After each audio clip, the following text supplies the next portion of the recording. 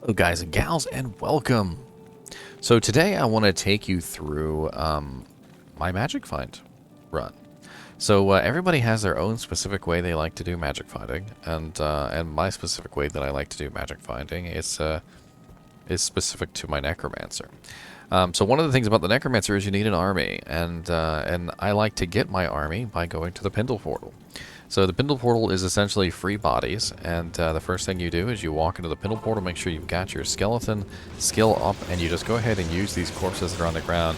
The gag here is that these corpses are supposed to come back to life and attack you, but if you're quick enough, before they get up, you can resurrect them all. But the next thing I do is I kill Pindle Skin.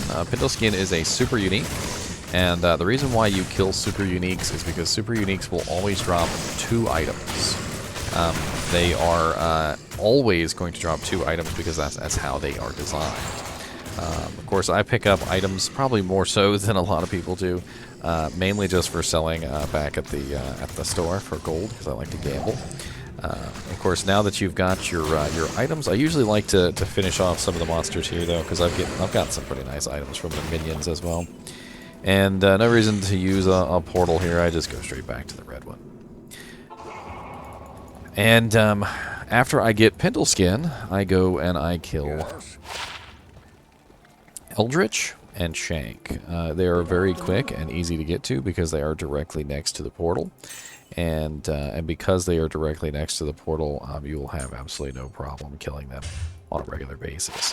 I do like to carry around a Tome of Identify and a Tome of Town portal with me, unlike some other people.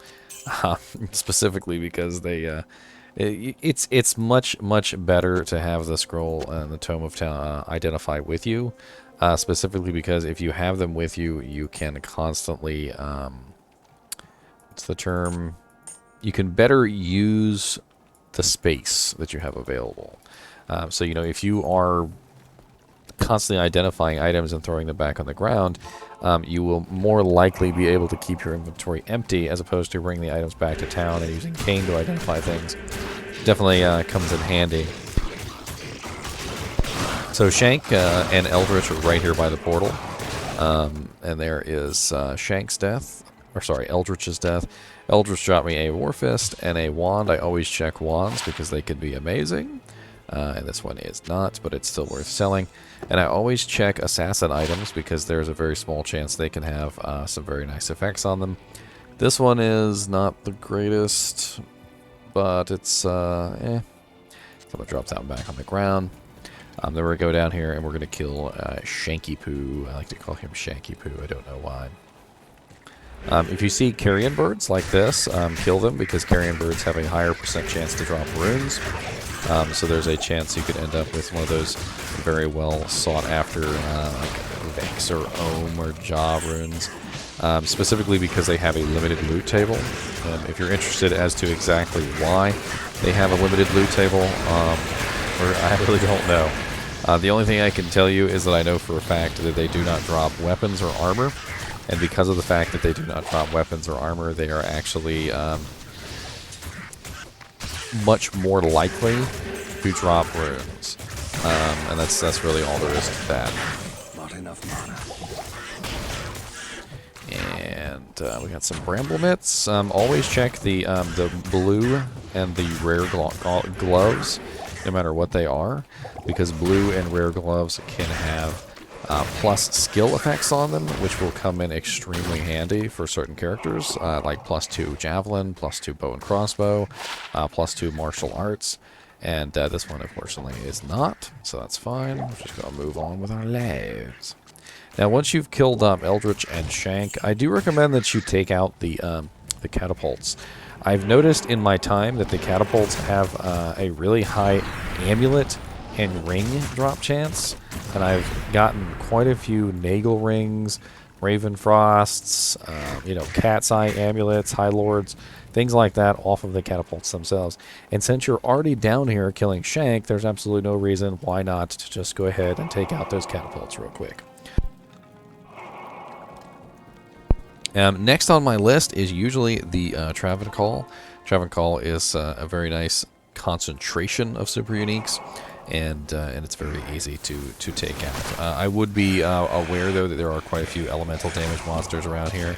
I also tend to click on all the chests and bodies and pretty much everything that I can. And, you know, it is quite a lot of elemental damage here, so do be careful. Usually once you get one or two of the council dead, it's pretty easy to kill the rest. The other benefit of killing the council is that they do tend to drop a lot of gold. They are really high gold droppers, so if you want to come here just for some pretty sweet large piles of gold, it's always useful.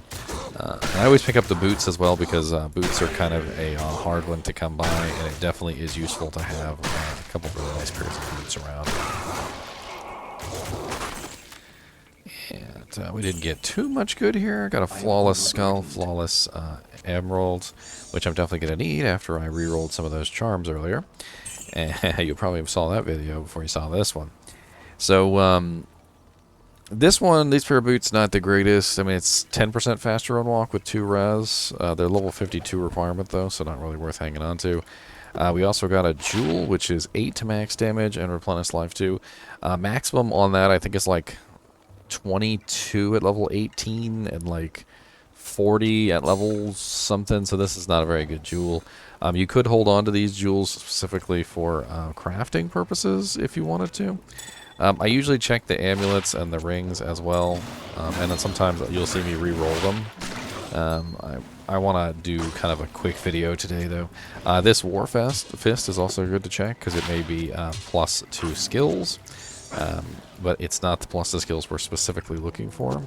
Now, one thing I also like to do is I like to go into the Durance of Hate level 1, because usually right near the door of Durance to Hate level 1 is usually a bunch of chests, and I'll run in here and I'll click on all these real quick just to see if I can get any loots.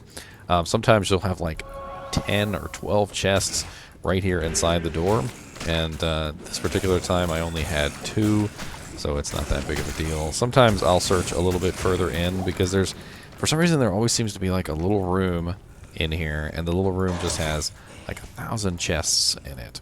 And you can also go and you can kill Mephisto, which I didn't expect to find level 2 so easily, but there it was. And you can see you got chest, you got stash, you got chest, you got another chest. I mean, this area is full of chests, and while I don't specifically come here to farm the chests, if I am here, I'm gonna go ahead and click on them. And since you're killing Travincal anyway, the doorway is right there, so it's worth a quick peek inside just to see if you end up with one of those high chest zones. And of course, we've also got 2 elites here, so I'm going to go ahead and take out both these elite packs. Elite packs are definitely worth taking out. A lot of the times you can get some very nice items from the elite packs. As a Necromancer, I tend to do things a little bit more slowly than a Sorceress who's teleporting around all over the place. They tend to skip over all this stuff. They don't click on the chests. They don't kill the elite packs. They're avoiding pretty much anything that they can't kill. Whereas on the Necromancer, there's really not a lot that I can't kill, so I'll just go through the process of killing it anyway. I do have a teleport specifically for situations when my army gets bottlenecked, and you will see me use the teleport occasionally. It comes from an amulet, which is a +1 to teleport amulet, which I found. Very, very nice amulet, by the way. Very lucky on my behalf.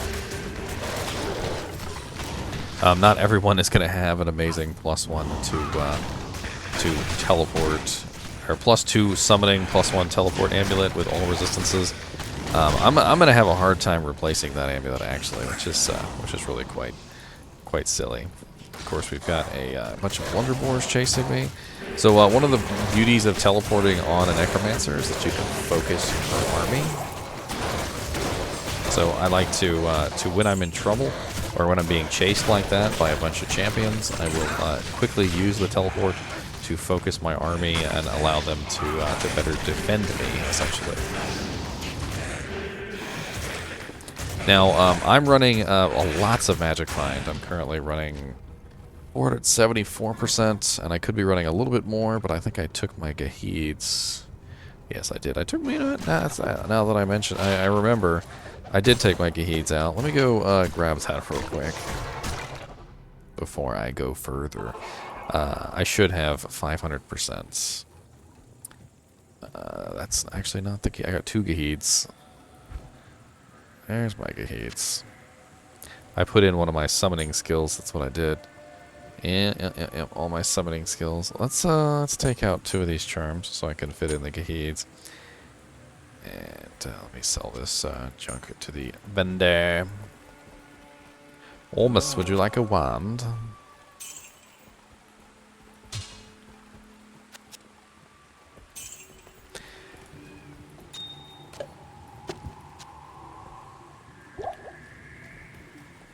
And I always keep the flawless gems, just simply because they are so valuable to rerolling charms. And I try to pick them up whenever I have a chance, even if I don't have the room. I'll shove them in there somehow.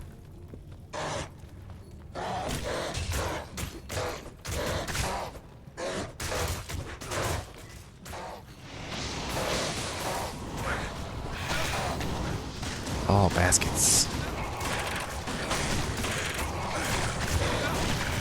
Love baskets. Can't count how many times I've found something good from the baskets. I'm not sure if it's because of the way that they, like, there's so many of them in one place, and that's probably why they end up dropping something, because you kick, like, literally, like, 30 baskets, and so you usually end up with something. But, I found, like, some really nice runes from them. I found some really nice, unique items. Just in general, for some reason, the baskets tend to do really well for me. I know some people don't like the baskets, but as a Necromancer, your playstyle is a little bit different than that of, like, a Sorceress. A Sorceress is actually actively killing things. You know, you're spending a lot of time, you know, in the process of doing the killing, you know, casting the spells, that clicking on the small things on the ground may not necessarily be worth your time. But as a Necromancer, as you can see, my army does the majority of the work. I cast a spell here or there. I also, you know, tend to use a corpse explosion here or there, but for the most part, my army is doing the job. And my mercenary, who is for some reason missing, who also has Magic Find on him, by the way. He's running about 115% Magic Find using 2 items. He has the Tomb Reaver Cryptic Axe, and he's also using the Steel Skull Cask. So 33% there, and he has the 76% on the Tomb Reaver. So he's actually doing pretty nice as far as Magic Find is concerned. I like to let him get last hits sometimes if I can. Of course, the army is not really going to make that easy, but he does a lot more damage than like the average skeleton, so he tends to get those last hits a lot.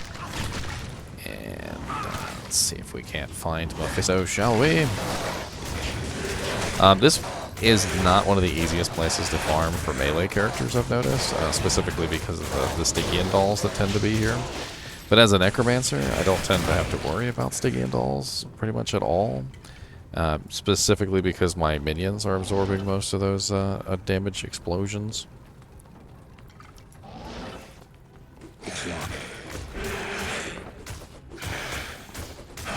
And I am out of keys? I am out of keys! What is this madness? I never like to be out of keys. I open up so many chests, like, all the time, on a regular basis, that I can't ever be out of keys. Unfortunately, the only person who sells keys in Act 3 is Heralty. And Heralty is all the way down here. Good day.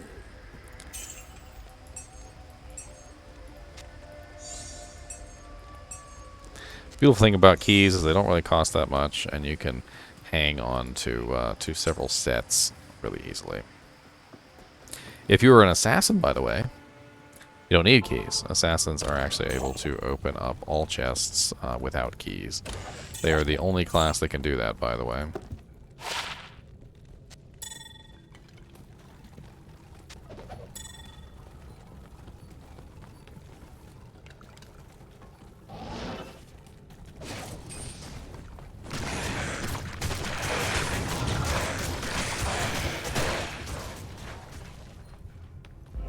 Hey, the waypoint. Did I really not have the waypoint? Why wasn't it lit up? I had to have had the waypoint. killed Mephisto so many times.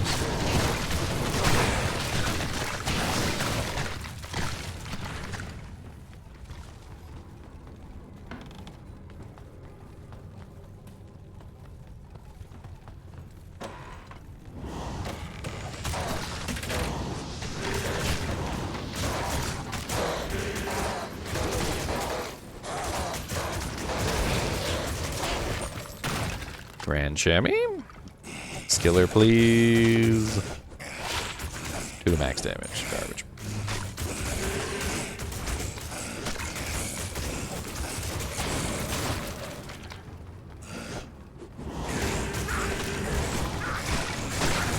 Now, when I'm in my magic fight equipment, I have negative resistances, which is definitely not a good thing. There's really not much I could do about that. I've built Magic Find to the utmost extent, and because of that, it's just how it works. I check out the bows because I do love to build a good bow Amazon, but they tend to be rather lackluster usually. This one is rather lackluster. Just because an item is rare does not mean it's valuable. Just because an item is blue does not mean it's not valuable. There are some very, very good blue items that you can find. There are some very, very good rare items that you can find. But there are also some really, really bad ones too.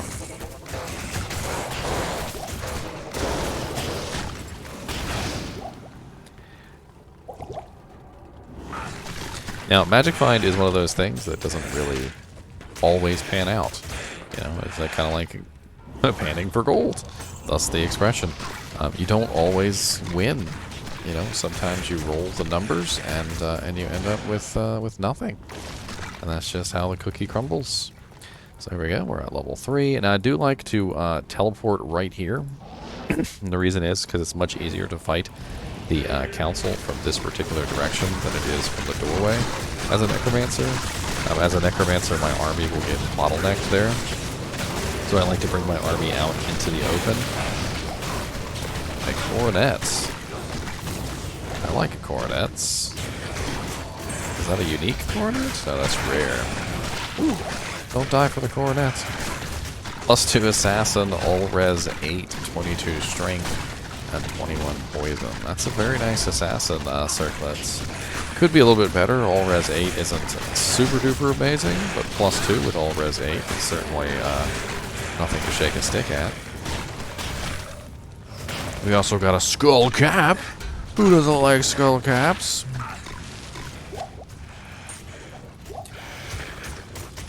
Dang, I joke, but wow, it's a +1 shadow disciplines with a socket. And it's only level 15. I want to hold on to that. Maybe I'll use that on an assassin at some point. And we got another unique here. I always like to kill these. They're definitely worth killing. I think a lot of sorceresses just simply skip over them because they're not. I guess I think they're not worth their time or whatever. But for me, I like to click on every chest. I like to click on every little doojank. I feel like there is a chance in every single one of these things to get something good, and I'm gonna try every single chance.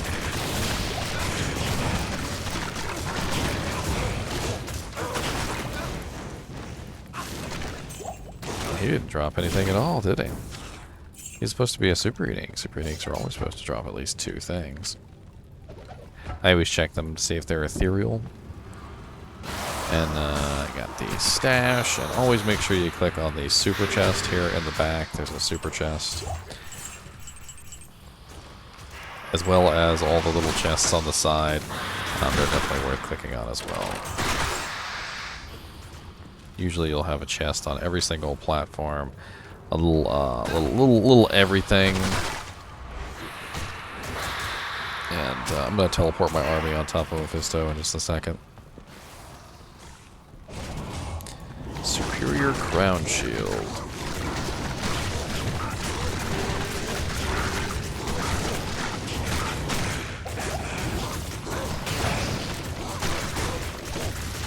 Made for Dragon Hand.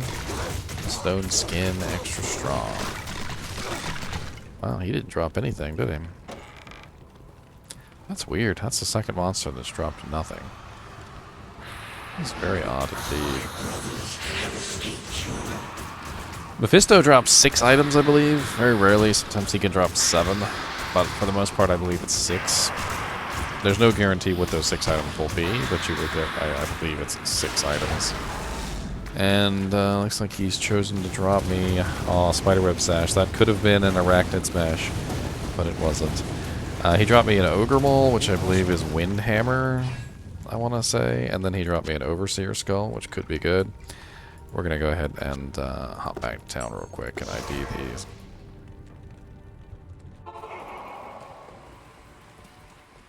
Yes? So, Overseer Skulls, like Necromancer heads, can actually be absolutely amazing, but for the most part, you're going to find that they're not. And the reason why you're looking at them anyway is because you notice how my head here has +2 Revive, +3 Summon Resist, and +2 Decrepify. It is a special thing that Necromancer heads can have, is those special +2 skills, which can be on any item. And when you identify an item, there's a chance that those items can also have those skills. This particular rare skull does not. It has 2 sockets, though, which is interesting, but it has no effects on it worthwhile. We're going to go ahead and drop this helmet and coronet, which we found, and into the stash. Those are actually really sweet. And I'm going to grab that Windhammer Ogre Ball. Not 100% sure this thing is actually useful, but somebody might want to hold on to one. In fact, you know, if anybody watching this video would like the Windhammer Ogre Maul, you're more than welcome to it. I don't know why I made a portal there, because my next step is to go to Chaos. So after I clear Mephisto, I usually go up here, clear out my inventory real quick of things like Windhammer Ogre Mauls. and I make my way to Chaos. Now, as a Necromancer, I don't like to fight in this zone, this little zone right here. I actually forgot an area. God bless it. Let me go back, because I always like to do this. It's something that I've almost made a ritual out of. So after I clear the Travincal and I kill Mephisto, I usually go down here. Through this little zone here, and it doesn't really matter how you get here. I usually like to avoid the blizzard spamming elemental hierophants. They're rather annoying, especially since I don't have good resistances, and they're one of the few monsters that can attack through most of my defenses. So you go into the Kurast Causeway here, and this is one of the few zones in the game which is level 85. So down here, there are 2 temples, one on either side. And if you've watched my channel before, you've probably heard me talk about these. Each one of these little temples is a level 85 zone, just like the Pit, which is level 85, and the Ancient Tunnels, which is level 85. And I like to come in here specifically because there are a lot of very good items that can drop from these zones. I kick all the baskets, I open all the chests, I click on all the little rock piles and all the little skull piles. And I look for anything that I can get from here. I've had some pretty good luck in these zones. I found some pretty nice items, but you know, it's always hit or miss. There are weapon racks in here. There are tons of elite packs. There's tons of chests in here, and they're rather small zones. So you can literally come in here really quickly, clear out the zone, kill all the monsters, and move on to the next one. Rather fast. It's much like a Pindle or a Shenk run. You just come in here, you do it, you leave. Now, I would caution some players about coming into here because this is a little bit of a more difficult zone. Some of the monsters in here can be a little overwhelming for players if you're not quite up on all your builds. There do tend to be a lot of different immunities in here as well. So as a Necromancer, I have absolutely no trouble because as a Necromancer, I'm able to kill just about anything. Like there's pretty much no monster in the game that I can't kill as a Necromancer like this. I have 3 different element types. I have physical damage, I have fire damage, and then I also have all the damage of my my mercenary. So physical, fire, and the mercenary damage combined together usually end in me killing something. And on top of that, I also have the ability to remove physical immunity with my amp damage, even though it's not the greatest. So I can usually cut through those physical immunes eventually. So now we're going to go over to the other one. It's like I said, this is a really quick little ditty. These are both level 85 tombs, and there's usually an elite right here in the center between the two tombs too that I like to take out. It's a fairly easy thing to do. That's just usually right there. So we go into the other temple, and the other temple usually has just as many little clickables, chests, and elites in here. And do be warned, there are snakes in these temples, so if you have trouble with snakes... Like I said, as a necromancer, I tend not to have any trouble with snakes, so I don't really care. And sometimes you really have to look for the chests and like the baskets and stuff, because they're just all over the place. But they blend in so well with the background. Nice little large chamois.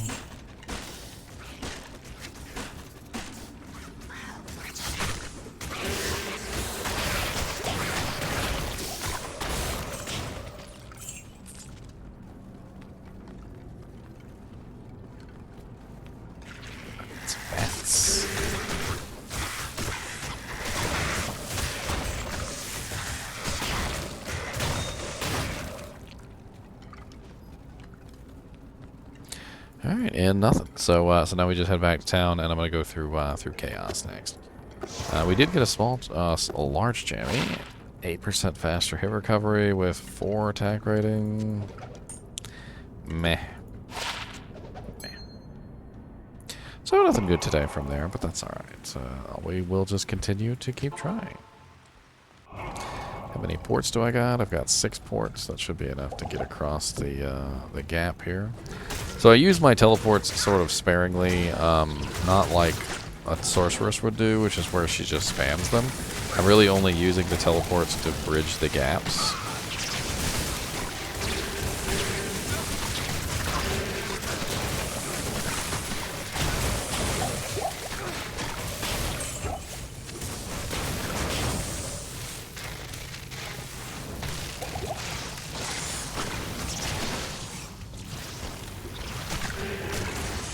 Yeah, just like that, we're in Chaos. Now, Chaos is a good place to farm, just in general, because it is also a level 85 zone, and I would recommend killing all the elites and everything in here that you possibly can.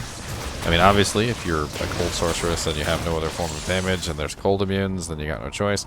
But generally, I like to kill everything.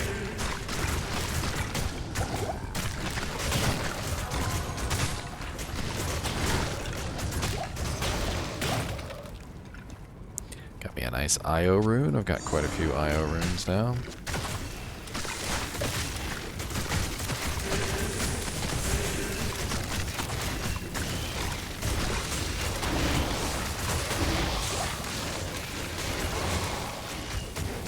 Always check the jewels, because there's a chance they can be those illustrious 15% attack speed, 40% damage jewels.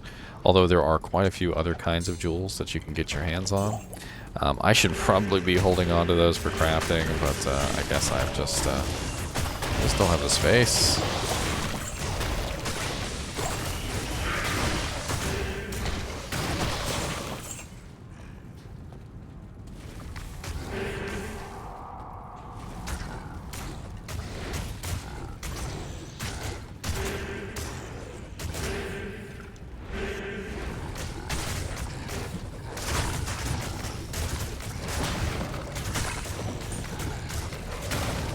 Jammy.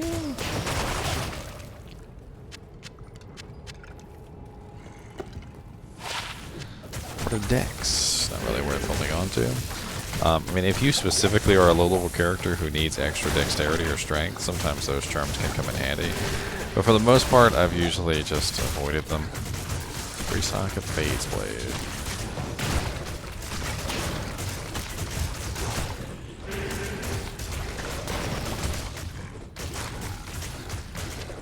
Whole axe, not ethereal. He's immune to physical, and I'm breaking him with amplified damage. My minions aren't able to do very much damage to him. Although for some reason my mercenary's not over here. He could probably cut through him.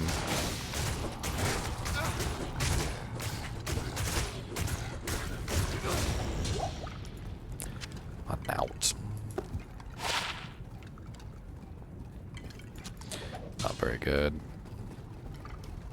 I have such a seasoned eye that I judge these items so quickly. And sometimes I realize that you guys might not necessarily have the ability to quickly judge an item like that like I do.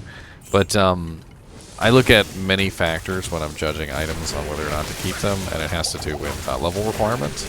It has to do with how much damage they do. It's all relative to a lot of different factors. Like, for instance, if the item is a very low-level item, I'm going to be a lot more lenient in my judgment of it than if it is a much higher-level item.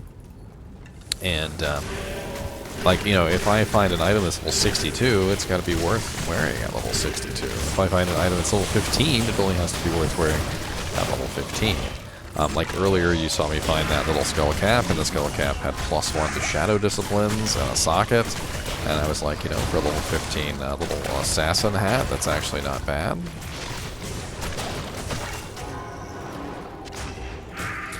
Here we have another elite Blade Vex the Slayer, and he dropped me a breastplate. Breastplates are so common, I swear you will. That's why you have Eisenhearts all the time, is simply because breastplates are so common. Okay, pop this.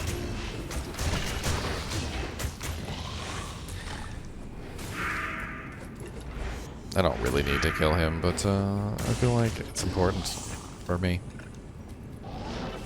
And then we got Grand Visor of Chaos here. Do make sure that Grand Visor of Chaos is over top of land when you kill him, because if he's not, he will not drop any items. This is important because Grand Visor of Chaos is a floating monster who can, in fact, you know, float over the lava. So if you kill him when he's not over land, you will get nothing, and that is very sad because he has the ability to drop some very nice items, like, for instance, a Harlequin Crest Shaco. So do keep that in mind as you fight Grand Visor of Chaos, that, you know, you actually want to be able to get the items from him when he dies.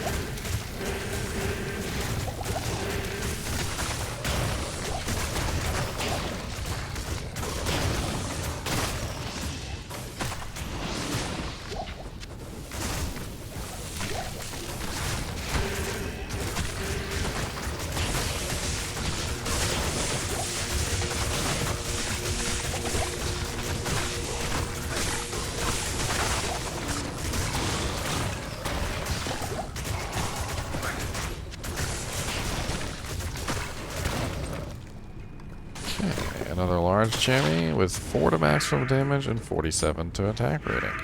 Absolutely excellent for my my Vengeance Paladin.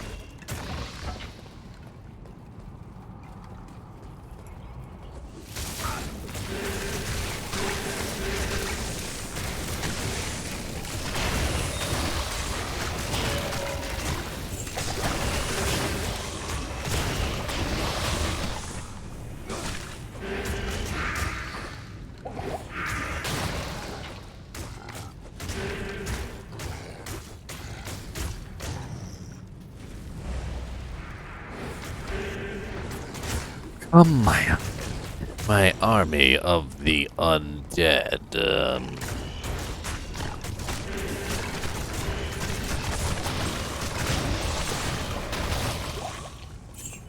Lord Day Seis didn't give me anything too good, but that's fine. Moving along.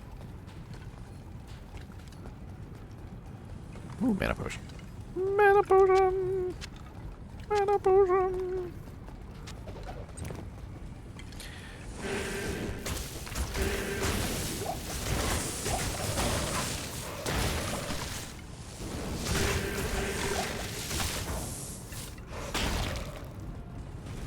Now on to the Infector of Souls. Do be careful with the Infector of Souls, as he always spawns extra fast. If you guys are unaware of this, he literally always spawns extra fast.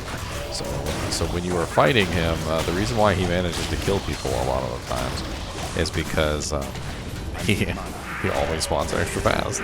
So even if you're anywhere near his spawn point and he sees you, he will swarm you. And that swarming effect is very deadly Very, very deadly. I don't have to worry about it so much, again, because I'm a Necromancer. He swarms my army instead, and then I just corpse explode him to death and laugh. And I'm going to get a couple of these for minions to kill Diablo with, so it goes a little bit faster.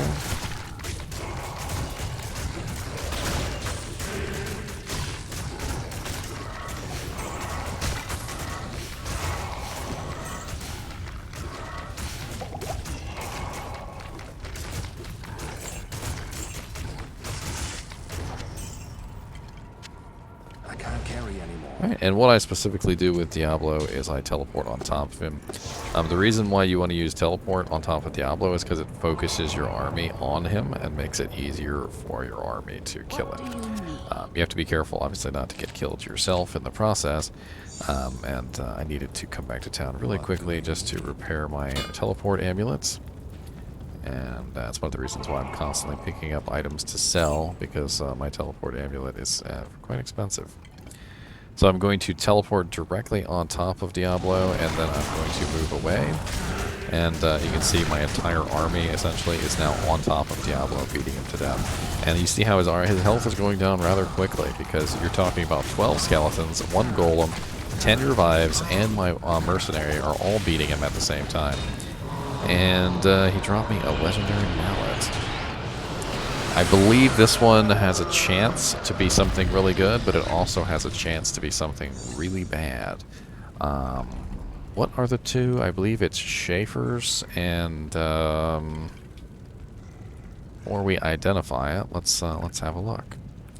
So there are 2 mallets. There is Stone Crusher, and there is Schaefer's Hammer. So Stone Crusher is 280 to 320% enhanced damage, plus 10 to 30, negative 25% target defense, 40% crushing blow, negative 100 monster defense per hit, 20 to 30 strength. And Schaefer's is maximum damage based on character level, 100 to 130% enhanced. Lightning damage, 20% chance to cast level 10 static field on striking. Oh, absolutely nice. 20% increased attack speed, 8 to character's attack rating, 8 per level to character's attack rating, lightning resistance 75%, indestructible. Interesting. So what do we get? Do we get a Stone Crusher or do we get a Schaefer's? We got a Stone Crusher. 40% crushing blow. 40% crushing blow is a lot of crushing blow. I can't remember for the life of me which one was the better one, though.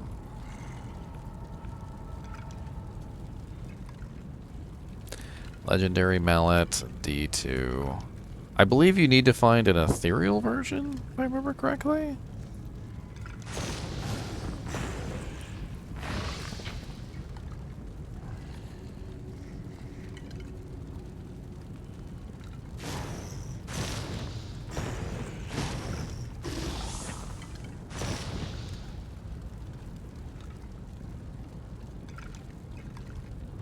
I know, it's been so long since I found either one of these that I'm really not sure.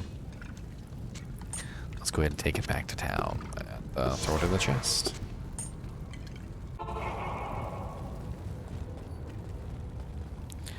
"40% crushing blow is certainly nice to have on a weapon, though. I'm not really quite sure about the weapon exactly. It's a very slow weapon. Very slow. It's slow attack speed and it has no enhanced damage. So I'm just not really sure what to do with it. I think, if I remember correctly, people like to find the Schaefer's in ethereal form because it's indestructible. I'm not even sure if Schaefer's can spawn ethereal, though. It's an interesting question. Maybe somebody knows the answer to that one.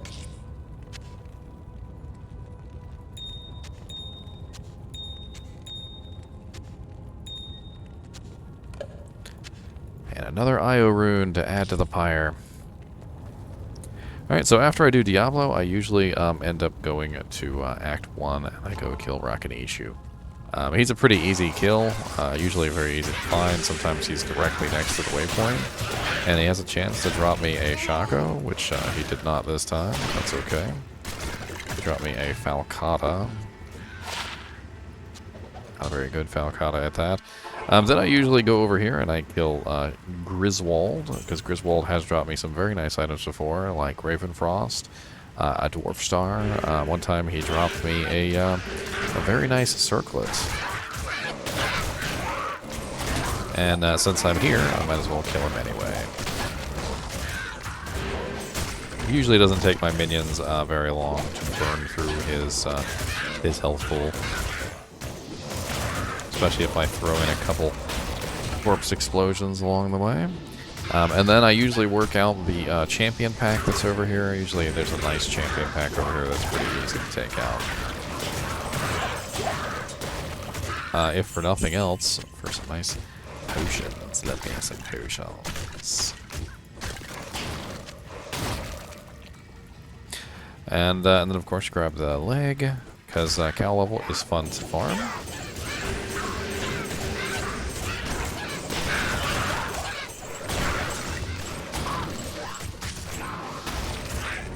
And we're going to head back to town and do the cow level real quick. 3-socketed leg.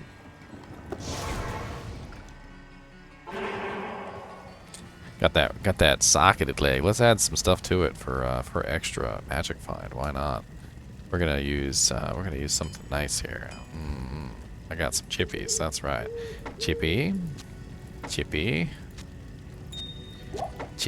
Yeah, chippy. Can't you see? Let's go ahead and make our portal here. Now, of course, cow level is a very nice place because there's just so many monsters all in a nice little row. And let me fill up my keys. And buy myself a new Tome of Town portal.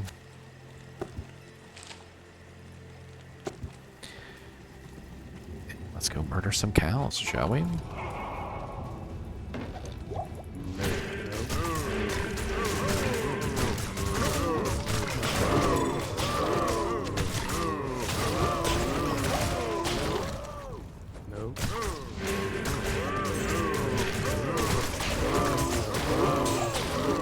As you can see, I can really cut through the cows. Like, I have absolutely no issue with the cows themselves.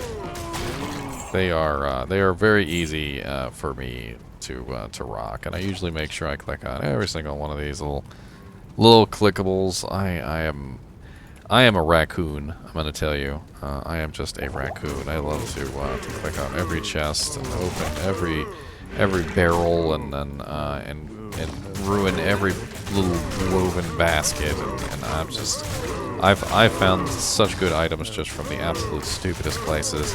Like in the Cow King area, there's these little dead rogues on the spits. I clicked on one of those, got a Mara's before. Clicked on just like a random urn in what was it? I can't remember. Anyway, the Vex rune popped out.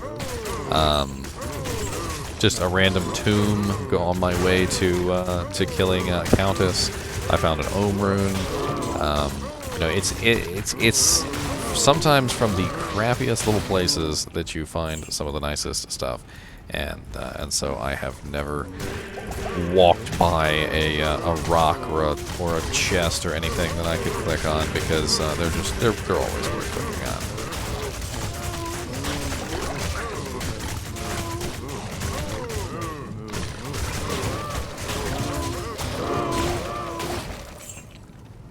We got 2 blade talons here. We're gonna need to check both of those. Check these ammies. Blade talons can spawn with some really nice effects, so I usually try and hold on to them if I find some good ones, but those did not. So we're just gonna move right along.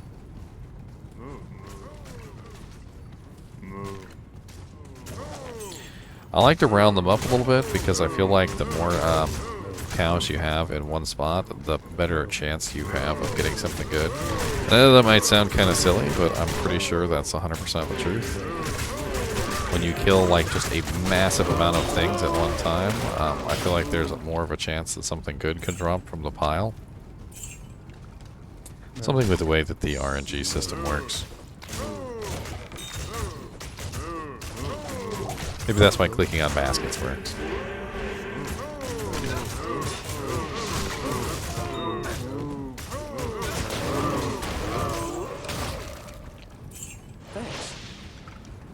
Mercenary, no dime.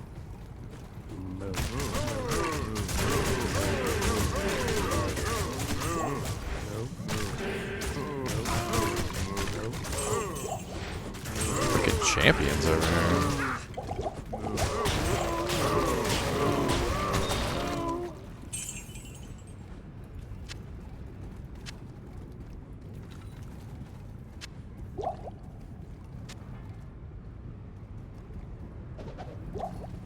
Need some more mana potions.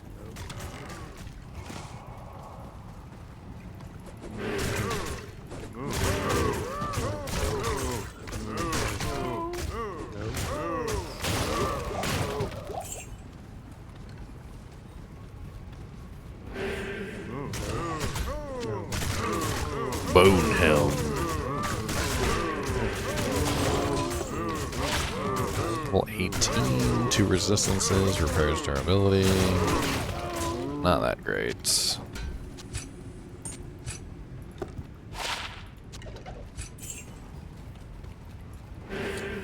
Literally, I found Mars from this right here. I clicked on Dead Rogue, Mars popped down. It's pretty good Mars too. I also found another Mars from Nihlathak's temple on the way to Nihlathak. So not even in the actual area where Nihlathak is. It was just the area where the waypoint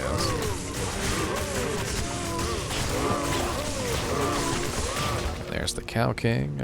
Drop me some Laying of Hands. Laying of Hands are pretty decent gloves to hang on to for a lot of melee characters. Not like the most amazing things in the world, but they're alright. Wire Fleece. 453, it's kind of low. That'll be good to sell for money though. Just I'm running out of room.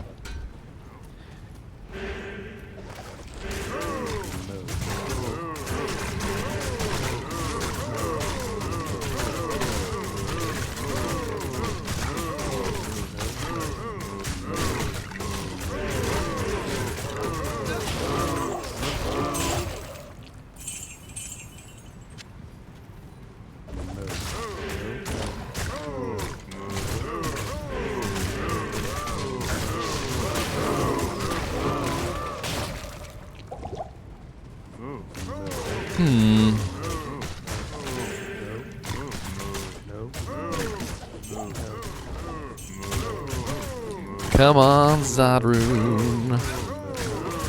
Still haven't found a Zodrune yet.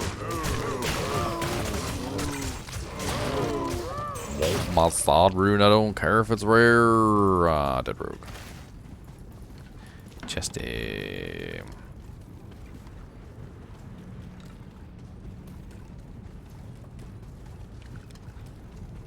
Hidden stash.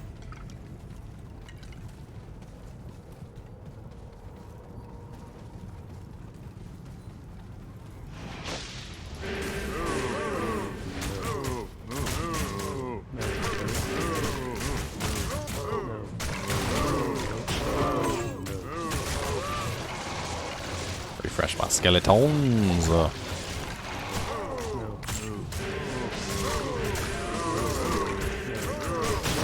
Just like a hole in the wall over here.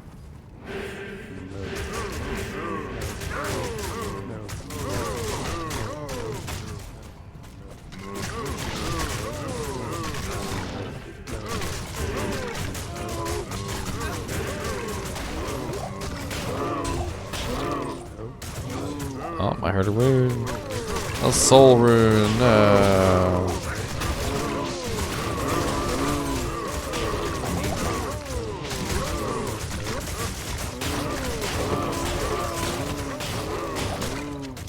Just a soul rune. Oh, Grand Champion. I like Grand Champions. Oh, terrible Grand Champion. I can't. Are you kidding me? I'm full of jank in my stash. Full of jank in my stash. Look at that. Look at that. See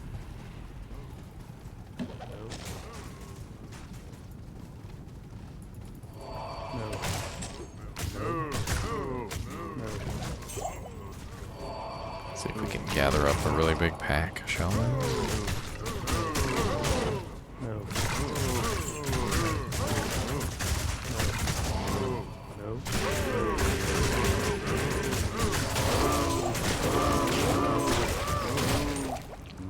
Small chammy.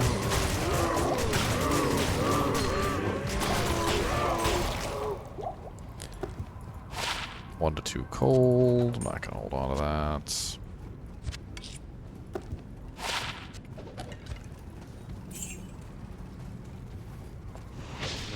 Look at the Scourge on the ground. It's not ethereal. It's 5 sockets.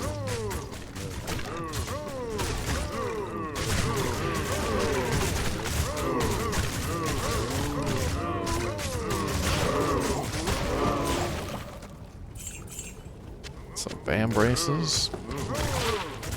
22% MF. Not worth holding on to.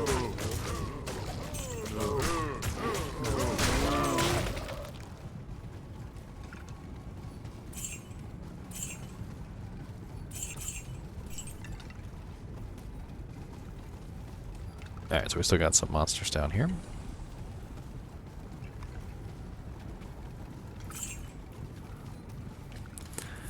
Chest.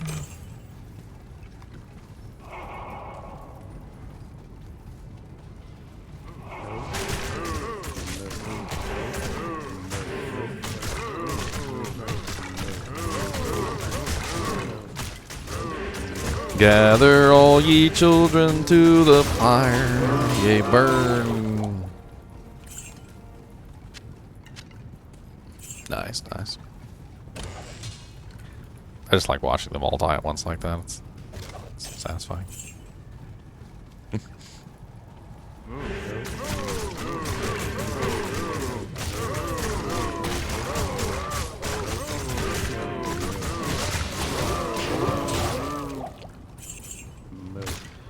Loach Bar Axe, which is ethereal. You can check that out. Let's go back to town real quick and we will check out that Loach Bar Axe just to be sure it's not a 4 socket.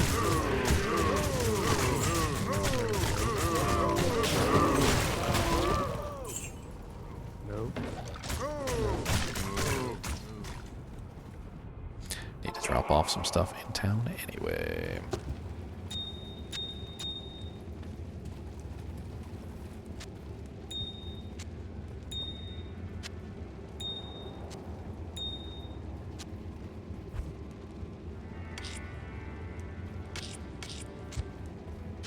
Always good to have a laying of hands around, just for those melee characters who need a decent set of gloves. They're not the best set of gloves in the world, don't get me wrong, but they're nice to have on hand, specifically for when you need just some 20% IAS gloves with some decent effects on them. They're 20% IAS, and then they also have 50% fire resistance, which is nice. I believe that's a low-level item, Nightmare, so it would be a Nightmare. I don't know if that one actually is worth keeping, so we're just going to move on. And I believe this is clear. So the next thing that I do when I am finished with the cow level is I work my way over to the pit. The Necromancer is uniquely capable of farming anywhere, and while some people can only farm the pit if they have, you know, damage that's not cold, or some people can farm the tunnels, ancient tunnels, if they have damage that's not magic or poison. I don't really care, I just do them all. They're all nice places to farm, and they all have good chances of dropping some really nice items. And so we're going to go do that next.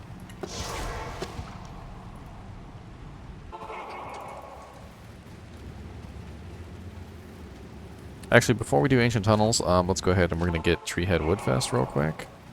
Treehead Woodfest is a super unique, and so he will always drop 2 items.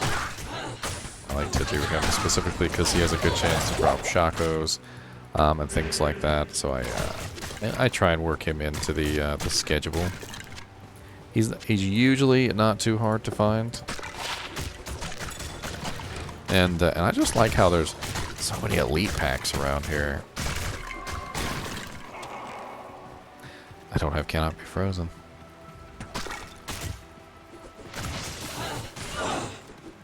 Just do a lot of running around trying to look for him. But when I find an elite pack like this guy right here, I'll go ahead and take him out real quick just to be sure. It's worth a kill. They take like 3 seconds, and they can drop something nice.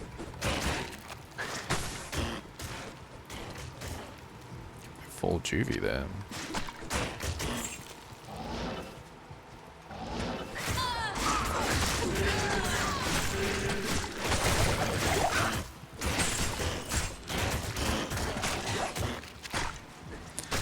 War Axe, I believe that's the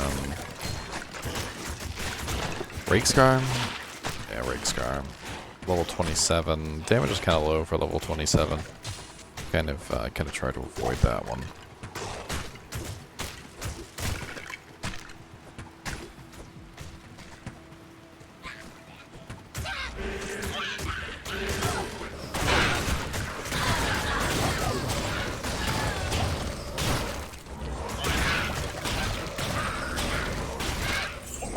Superior Dimensional Blade. Superior Ethereal Dimensional Blade. Pretty sure it's Phase Blade is the one people look for, not Dimensional Blade. Ooh, ow, ow. Okay, with your little spitties.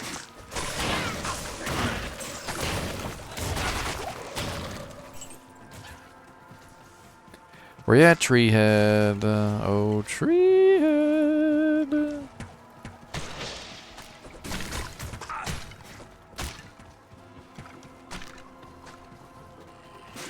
He's usually so easy to find. There he is. What's up, Treehead? And as you can see, he dropped me 2 rares. What he drops me is not under my control, but he always tends to drop me like 2 rares, and I love it. Which is why I usually go after Treehead, specifically because he's a super unique. Another super unique that I always go after, which is always easy to find, is Bone Ash. Bone Ash is located in the Cathedral, and he's usually surrounded by a champion pack also, so it's a good little diversion. So usually you just come right in here, teleport to the back if you want to teleport, but he's usually right here around the thing with a champion pack or some type of elite right next to him. And he again also drops 2 items. Him in particular I have had a little less luck with, but he does drop me some pretty good stuff sometimes.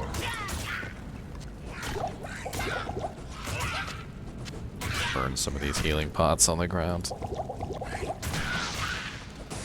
And of course, you know, since the waypoint is right here, it's just a really quick little diversionary movement. Then I move on to Outer Cloister, which is the quickest way to get to the pit. This place has the stench of demons about it.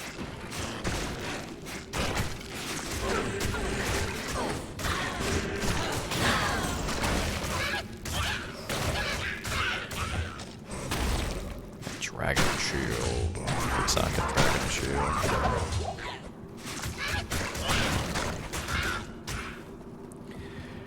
Now, the pit itself is a very nice place to farm, but for some reason or another, I've also noticed that Taomi Highland has a really high chance to drop some nice items.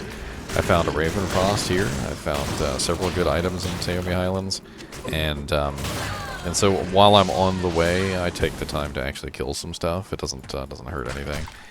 There seems to be a lot of elite packs, especially at hell difficulty on this particular route, and I mean, pretty much I'm just spamming corpse explosions all over the place. So as a Necromancer, it doesn't really bother me to kill a couple extra monsters here and there. I need mine. It's a superior Naga. I might make a decent base for a mid-level weapon. Wow, it's actually not bad for like a low-level steel.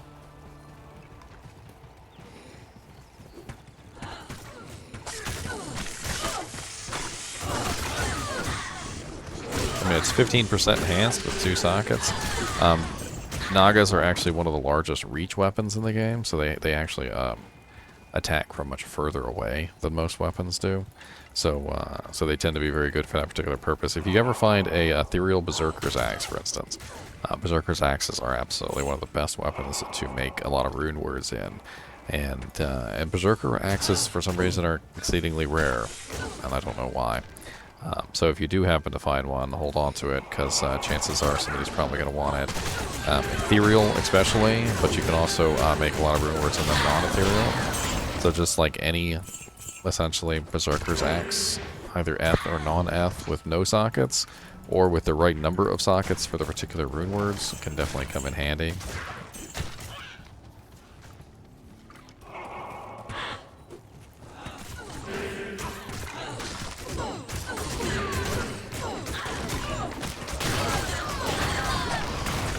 In fact, you know what? Let's go ahead and make the rune word in this axe, and let's see how it turns out, shall we?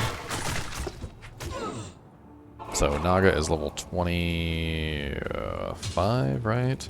And I believe steel is tier L. Of course, I can always double check real quick, just to make sure. I always like to double check my recipes, just to make sure. So yeah, tier L, so we're going to use one tier rune. And we're going to use one L rune. And now we've got a 24 to 63, 25% enhanced. Increased attack speed, it's not bad. 34% enhanced damage, 3 to min, 3 to max. Open wounds, it's not bad at all.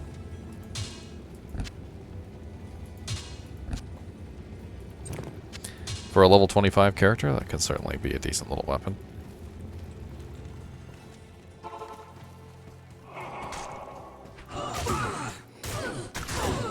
I'm looking to see if they're elite packs. I generally don't want to stop unless they're elite packs. I will kill just about everything, though. But and if you have a rather large concentration of monsters like this, you might as well.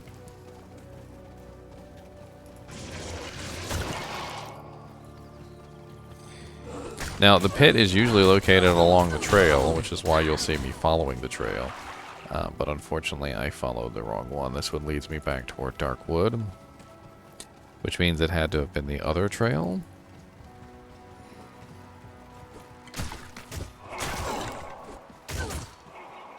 I'm not really too worried about it. I click on everything along the way and kill monsters as I go, so I'm not really wasting my time. So it's probably along this pathway.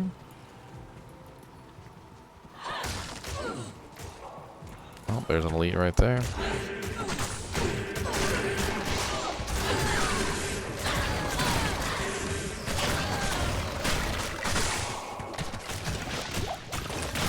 Petrified wand.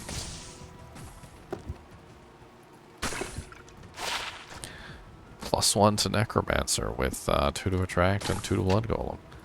It's worth 35k at the very least. And there's the pit.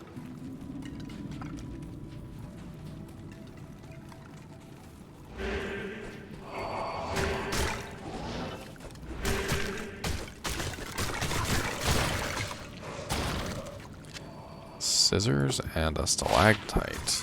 Or stalagmite, sorry.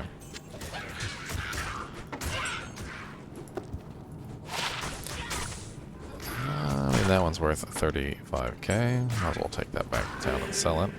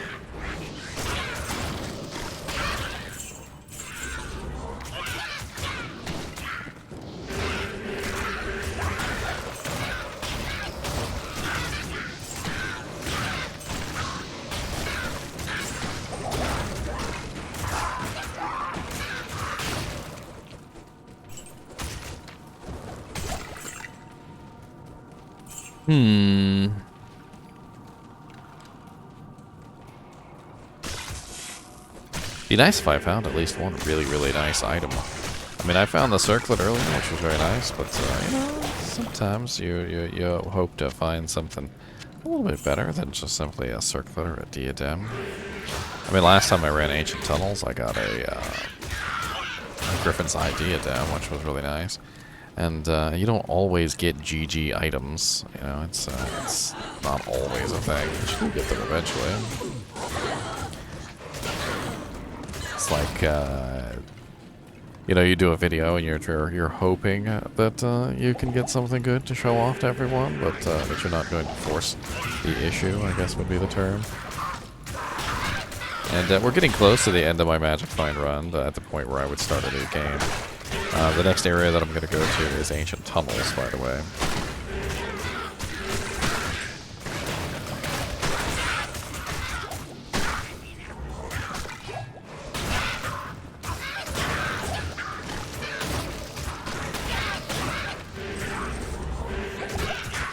Got some fanaticism monsters down here.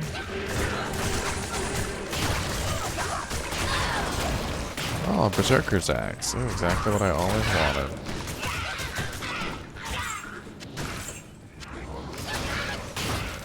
How did you know?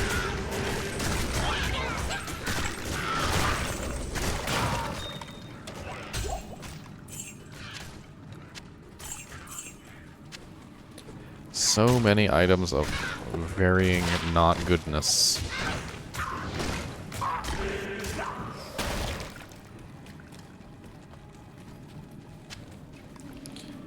Need me some more identify scrolls. Might as well head back and sell some items real quick anyway. Of course I put my portal directly over top of the doorway. Hey Kane, identify my one item. Save me some money. Good evening. Bink, bink.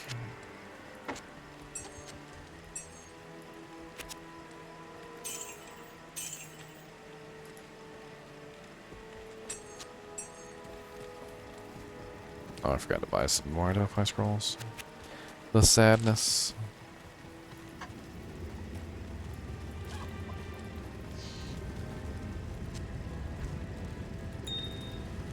I can't do that here. The golem. Alright, we're not done with the pit. There's usually one other way to go besides the way that leads to level 2. And there's usually a couple more elite packs in here to kill. So we're going to move up into this next area over here.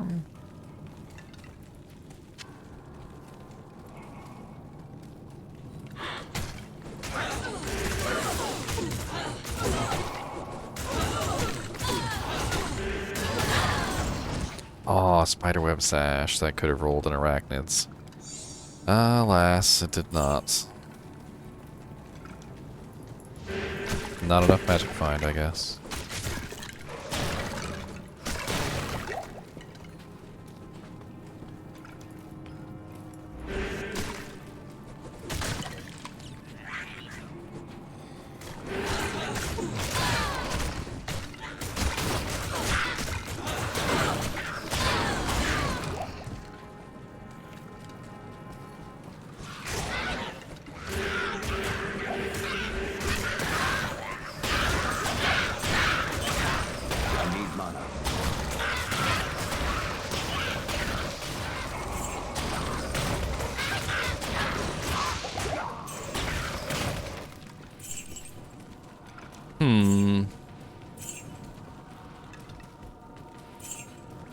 Oh, we've got a couple other pathways to take. We got one over here.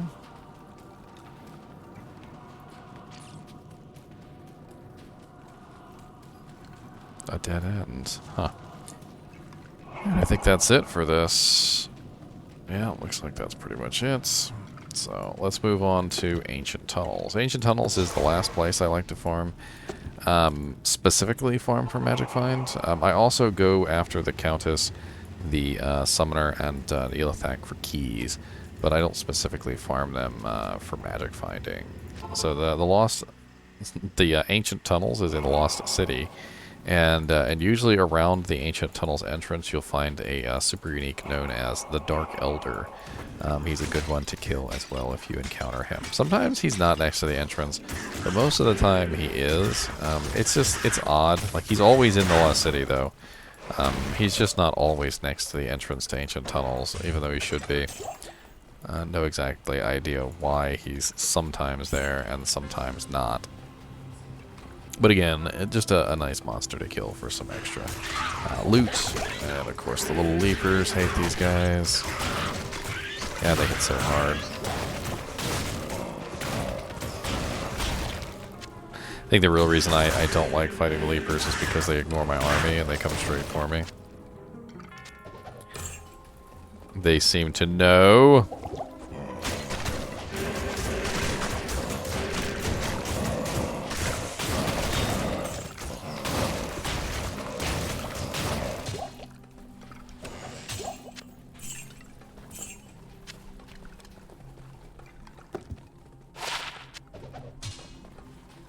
Alright. Ancient Tunnels, where are you?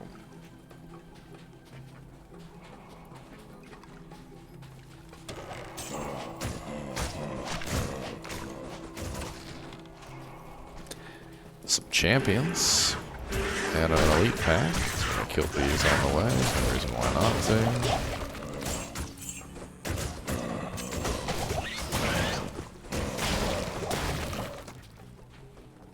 I always open up all the chests and kick all the jugs. Wind Shenk the Sharp. I thought that was Dark Elder for a second.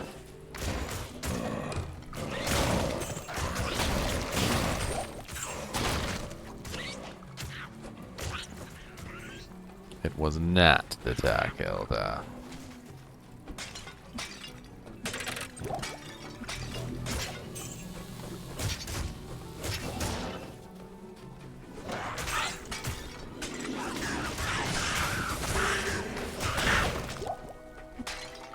Ghost Wand. No stats.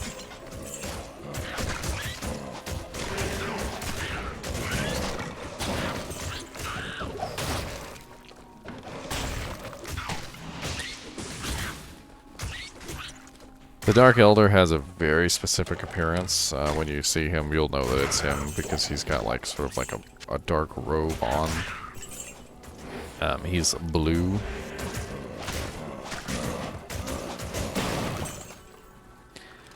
Bluish in color.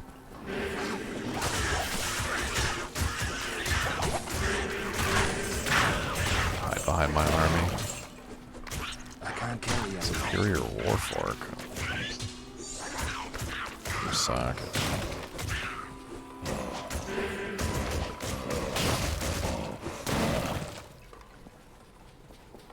We're gonna keep traveling. Lost City is not always straightforward. Sometimes Ancient Tunnels is literally right by the waypoint, and sometimes it's pretty far away. And then here it is right here. So this is Ancient Tunnels. We're going to take a quick look around the entrance here, because usually we'll find the Dark Elder. At least I like to kill the Dark Elder. There he is right there. He is a super unique, so he will drop 2 items. He dropped me heavy bracers and a breastplate, so not the best drops in the world. And the heavy bracers suck. So into the Ancient Tunnels. The Ancient Tunnels is a level 85 zone, just like the pit is. And it's a good place to farm. I come in here, and the elite packs are really what you're looking for in here. They're the ones that are going to drop just about any item in the game, so it's good to give them a shoot. A shoot. I like to just clear the entire thing. I feel like, why not? This is where I found Griffin's idea dem the other day, and it's a very nice find. Ended up trading it for a Shako for myself and an Istrune for one of my friends. It was a little bit of a lopsided trade, but I felt like he deserved it after all the support that he'd given me over the year. And let's get some more of these zombos dead.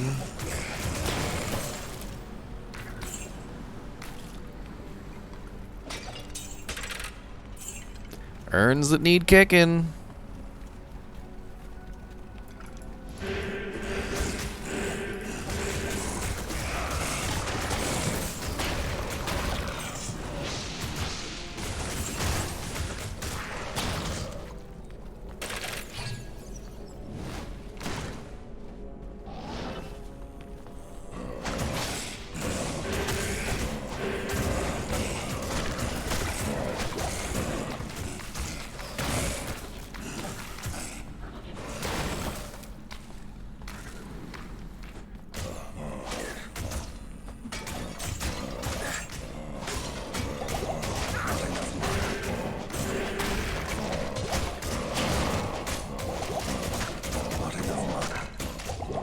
Mana burn.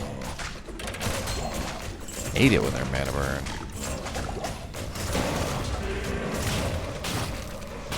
Ooh, Ogre Axe. Ooh, is that the meat scraper? Ooh, that's 2-socket bone hew. Ooh, nice. Nice, nice, nice.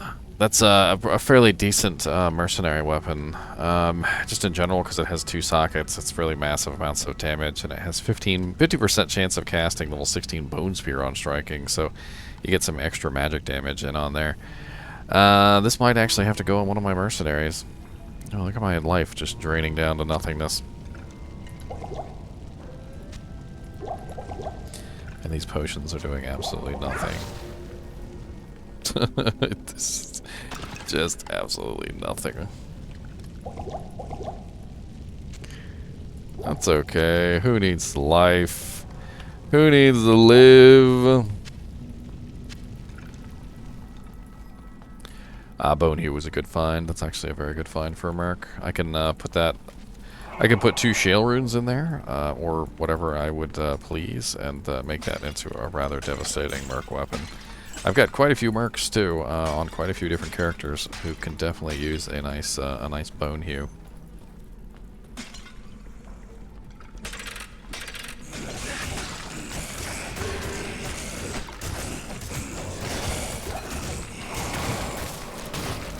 Mirrored boots.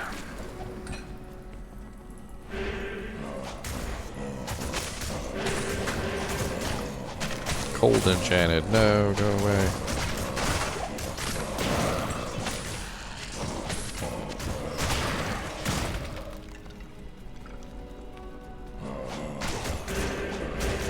Ooh, look at that juicy pack down there. And some champions up there too.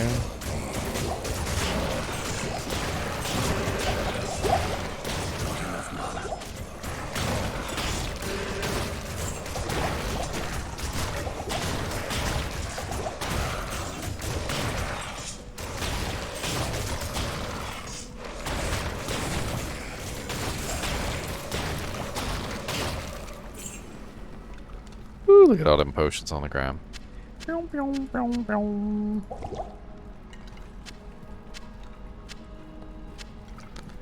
can't carry anymore.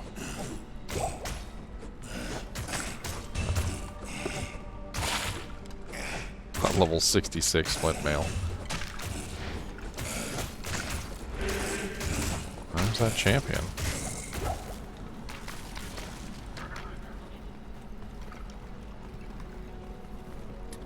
Alright, well we made it out with a Bone Hew. Obviously kind of excited about that. There's another unique weapon, which is the Cryptic Axe, which is very nice to find. But as you can see, the damage on the Bone Hew is actually slightly better than the Cryptic Axe, with a 566 on the top end. And the difference between the two is interesting. I definitely think the Cryptic Axe is probably the better of the two because of the all resistances on it, along with the magic find.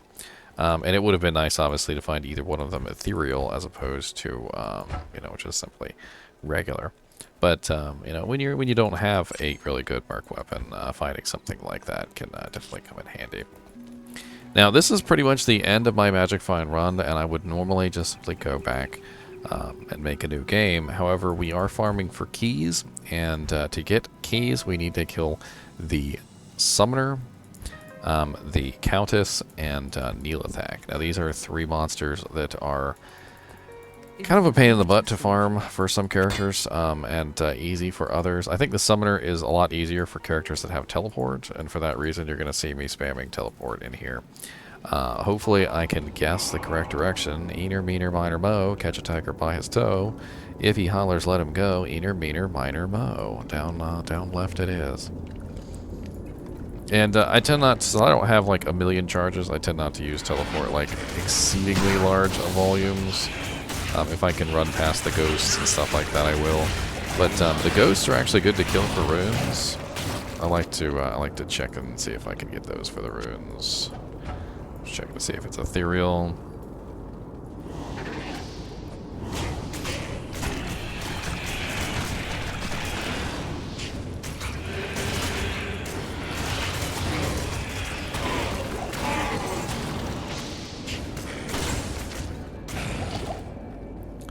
And moving along.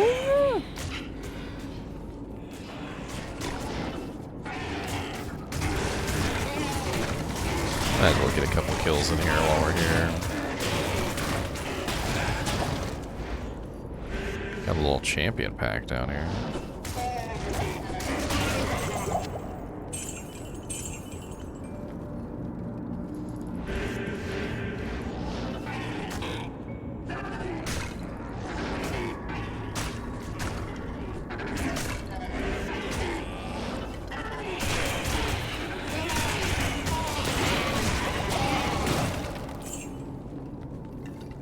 Ooh.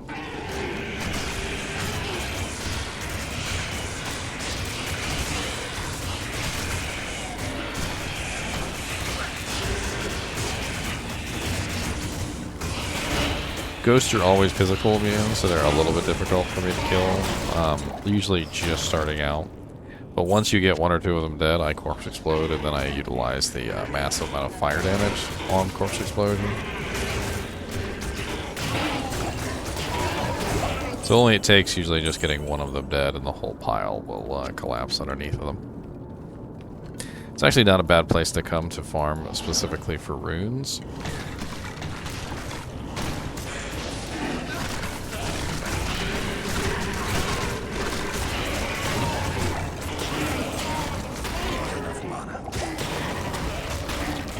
Now, the key drop chance on the summoner is very low, and unfortunately, most of the time, he does not drop a key. It's actually quite uncommon for him to drop keys. He does have a chance to drop a lot of other nice items, though. He's just not particularly a monster that you want to farm, as a general rule. When I do go the wrong way, I at least click on all the little chesties. I like clicking on the chesties.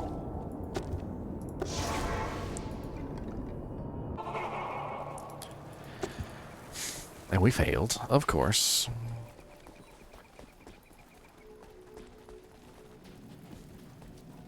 So let's go one more direction. So we're going to choose top right this time.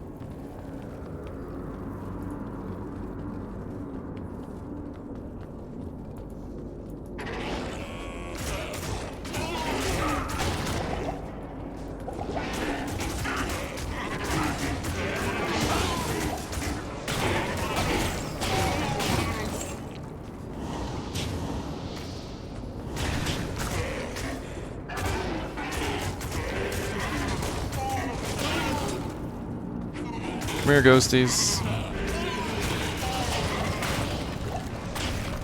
Die.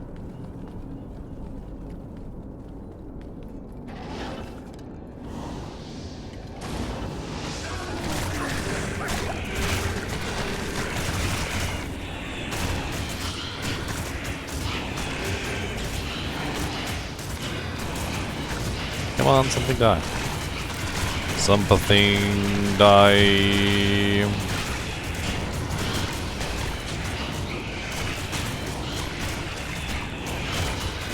There we go.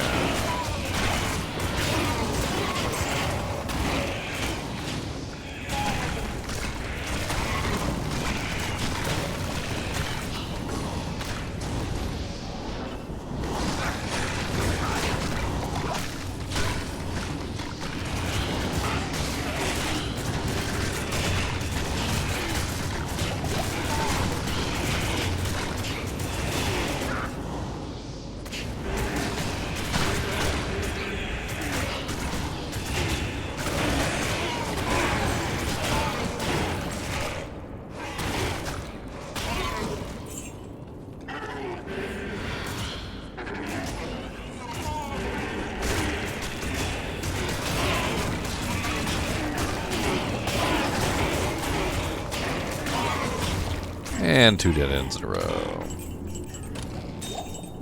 At least we had to click on the chests. Not awful. Hey, we got a 50-50 chance this time. A 50-50 chance. The chance of the 50s. I guess we'll go up left, shall we?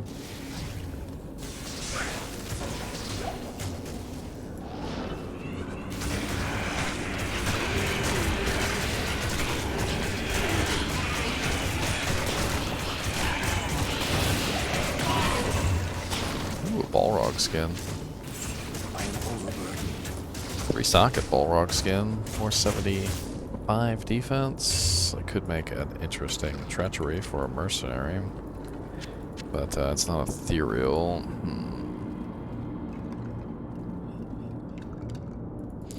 I think we'll pass. Where'd that shield come from?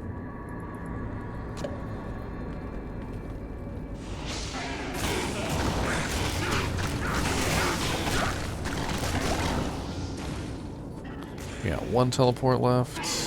We gotta repair. You don't always have to teleport, by the way. I just did anyway, didn't I?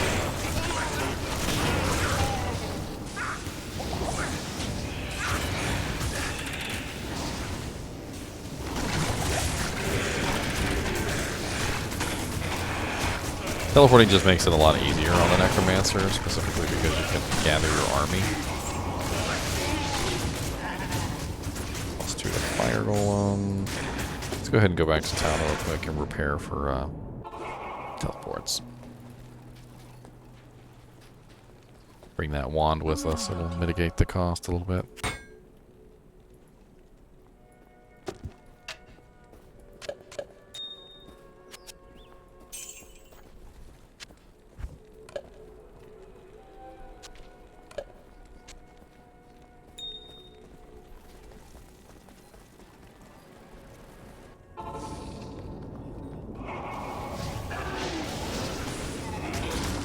Oof, we 4-weighted. Oof.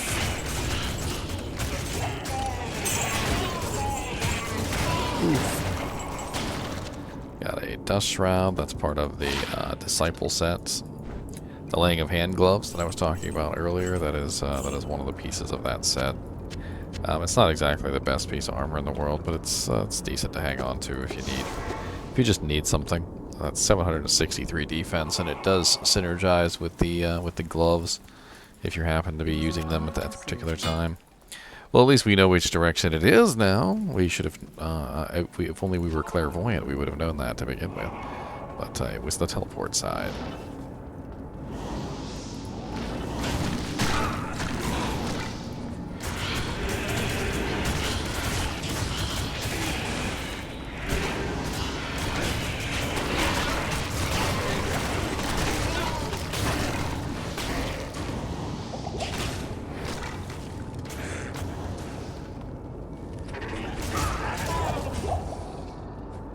Boom shield.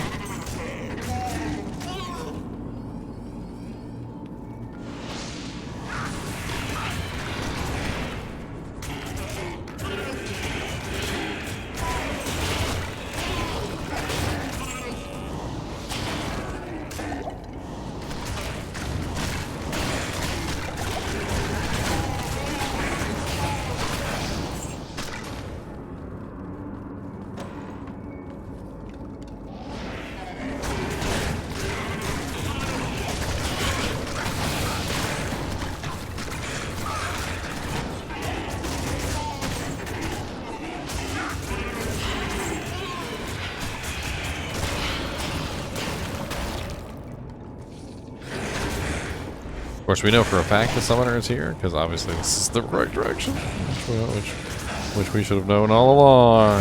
Come on, summoner, give me a key. For the video, give me a key, sir. And he did not give me a key. That's okay.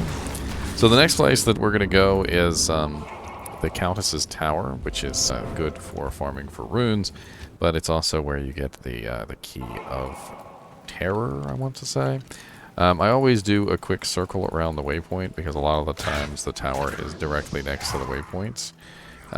Just kind of like, I don't know, do even like a spiral, like a clockwise or a counterclockwise spiral around the waypoint. Because a lot of the times the tower is literally right here. And you'll run off in one straight direction, and it will literally be sitting right next to the waypoint. It's not always next to the waypoint, don't get me wrong. There are definitely some situations where you will find it far away from the waypoint. But I find it close to the waypoint often enough that I feel silly if I don't do a little circle around the waypoint first, just to make sure. We've got a fanaticism monster over here. What's up, buddy? I like to kill those super uniques. And see, there it is right there. So there's the waypoint, and the tower is right next to it. So, like I said, do a little circle, a little counter-clockwise circle. Maybe even expand it out a little bit, because it does tend to be sometimes a little bit far away from the waypoint, but close enough that if you circle the waypoint, usually you'll end up finding it.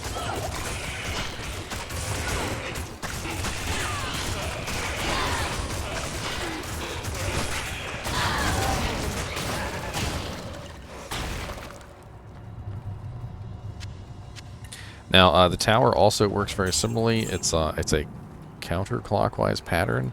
The door tends to be counterclockwise of the main door, and you kind of just move in that direction. And usually you'll find it, as you can see. So, like, it was this way. So, as if you see my mouse going in this way, counterclockwise. It tends to be counterclockwise of wherever the entrance is that you joined. Do feel free to kill some things, though, on the way in here, because this is where I found an Ohm rune. This is where I found several good items. And the monsters in here can drop good stuff, too, just like anywhere else.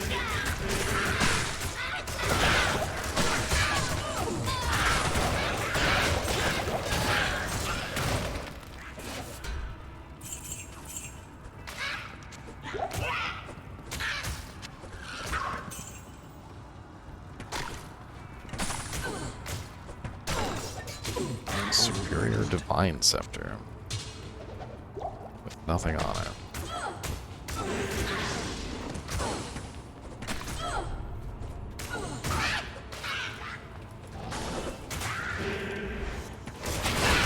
You'll see that a lot of the times as a summon Necromancer, when I get into trouble, I will deliberately teleport right next to myself, and the reason I'm doing that is to summon my army, essentially, to me. By summoning my army to me, I can usually save my life.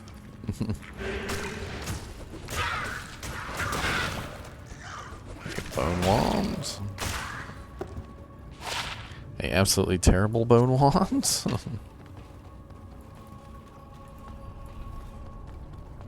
Now this one's a little odd because we're in such an interesting little spot there. But it still should be going counterclockwise, which I think is this way.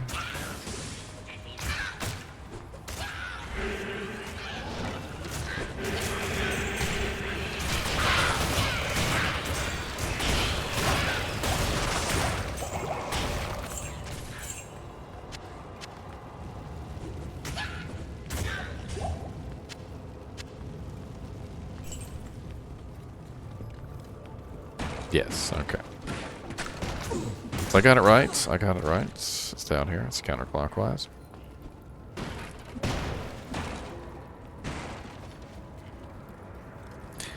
And then this one should also be this way. So it should be down and to the right here.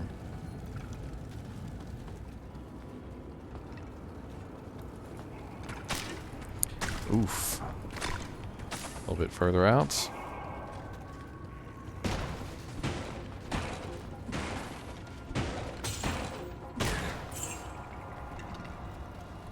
Not a lot of tombs today. There it is.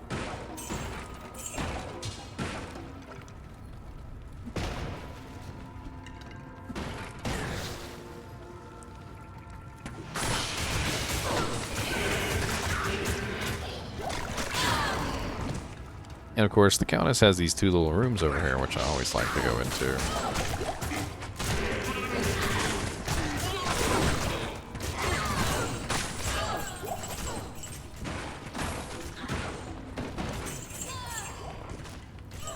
Mainly because there's just so many little chests, and clickable things in here, and there's all the gold on the ground. There's usually an elite pack on each side, which is really nice. There's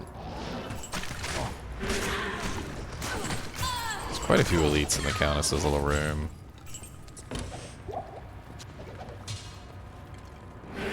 Especially the ghosties. I like the ghosties.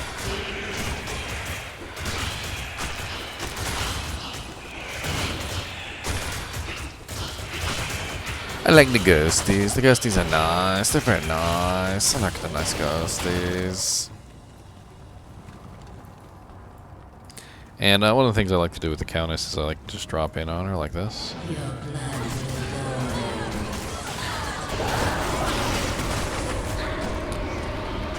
Chain boots, an Ord rune, an L rune. No key, unfortunately. Let's check out the chain boots. They could be good. And they're not. The pike is probably not going to be good.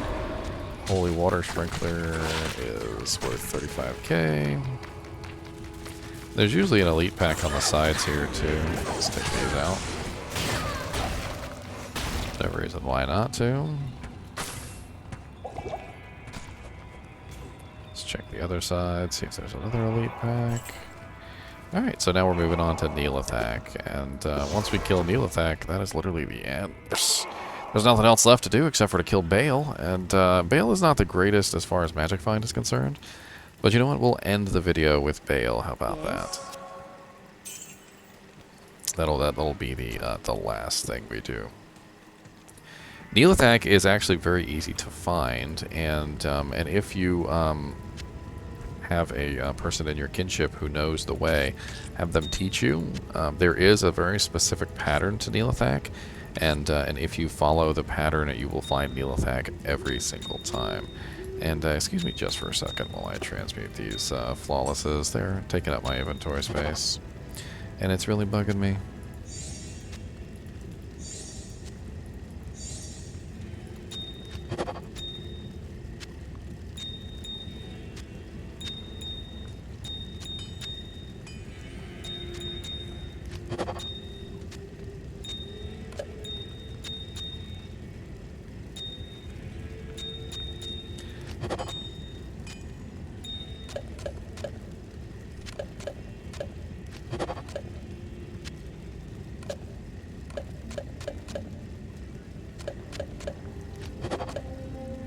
Look at all that inventory space I just freed up. Look at all that inventory space.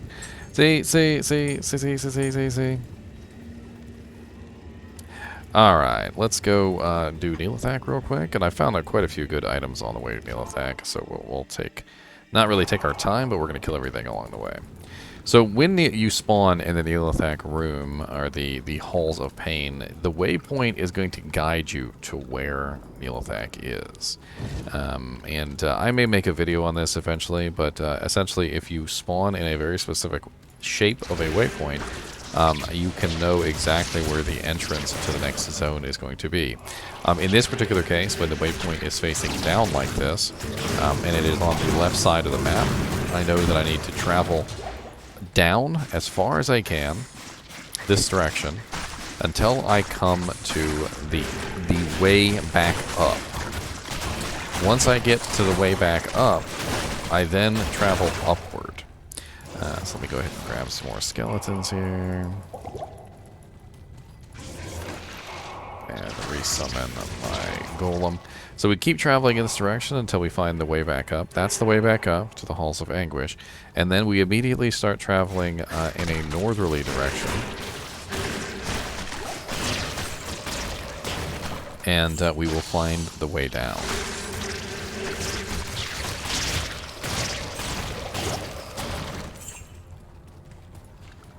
Alright, so we keep going north. Even if we can't go north, we travel a little bit over, and then we go north. And you'll see that it's right here. And it's almost as if I have map hack, doesn't it? Except this was something that was taught to me by Onyx, who is a member of the kinship. I actually know all the different patterns now, and I'm able to find it very easily. Now, there is also a pattern to Nihlathak's room, although I haven't quite gotten it down. It has to do with the number of blue faces on the wall. So there are these blue faces on the wall here.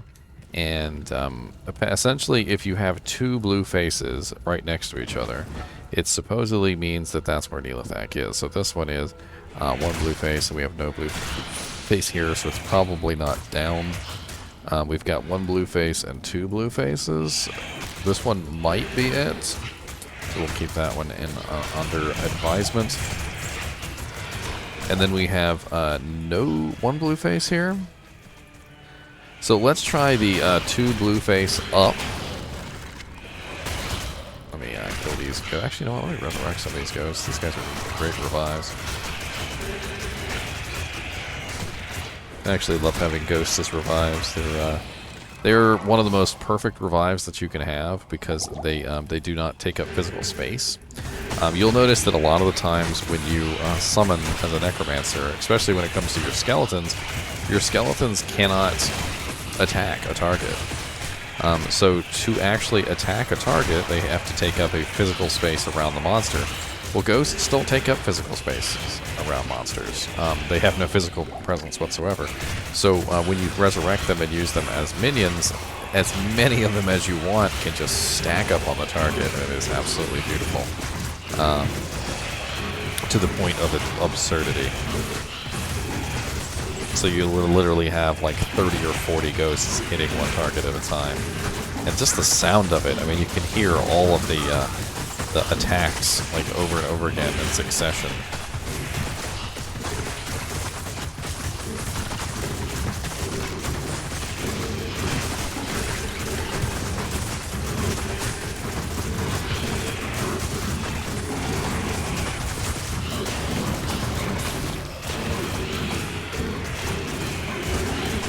So Nihlathak should be up here if I guessed correctly. If I didn't guess correctly, he's not. And even if he didn't, there's usually some nice elite packs and things up here which you can farm for some items.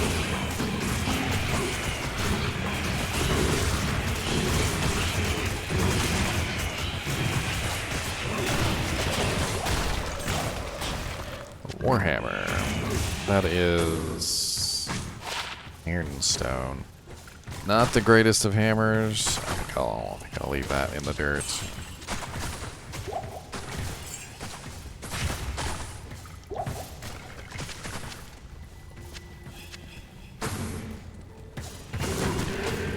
All these archers. I'll take you. I'll add you to my army. How about that? The army of the undead. Alright, so we know by the portraits that it's not bottom left or bottom right, or at least as far as I can remember. Let's try top left, and let's see if this leads us to the right area.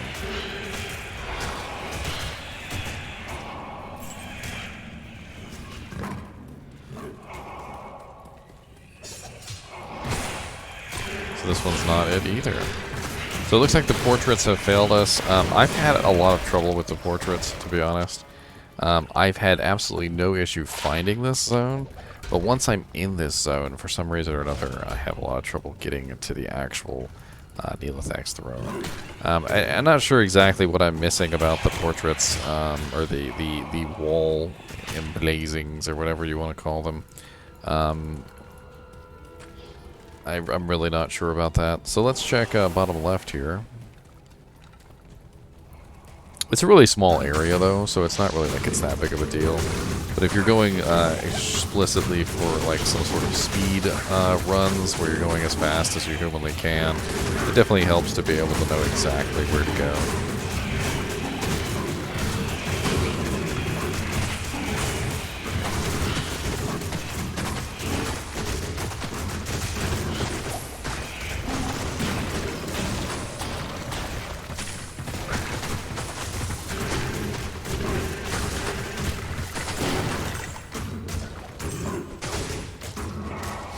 Love having archers. I wish I could have actual skeleton archers.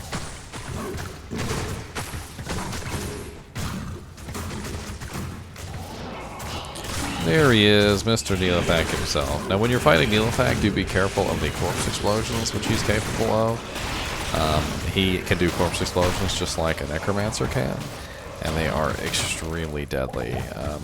they have a range of about 11 yards, which is really far, and it definitely is very ouchy. Trust me when I say it's quite ouchy. You definitely don't want to get hit by them. Most of the time I end up killing Nihlathak when he's off the screen, which that was him dying right there. So he didn't give me a key either, unfortunately. Ah, well, what can you do? So last but not least, let's go and kill Baal himself. Baal is a rather high-level monster, and while he's not necessarily great to farm for magic finding specifically, he does tend to be rather nice, you know, for EXP. And I am actually trying to get my level up, specifically so I can do some gambling. Now, of course, if you die along the way, that's not going to help you out because you lose EXP when you die. But let's see what kind of monsters we've got along the way, whether or not we have gnomes. Snakes are not too bad. I could usually handle the snakes just fine. In fact, they make rather good additions to my army.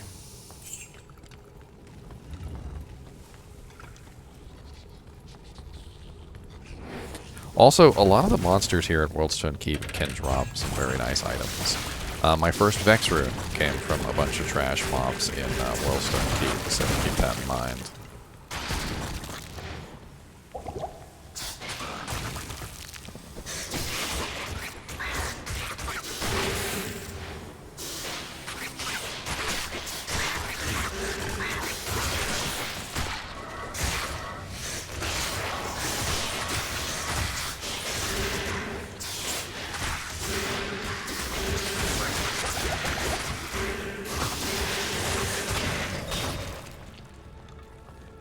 I was thinking about that bone hue I found with the 50% chance to cast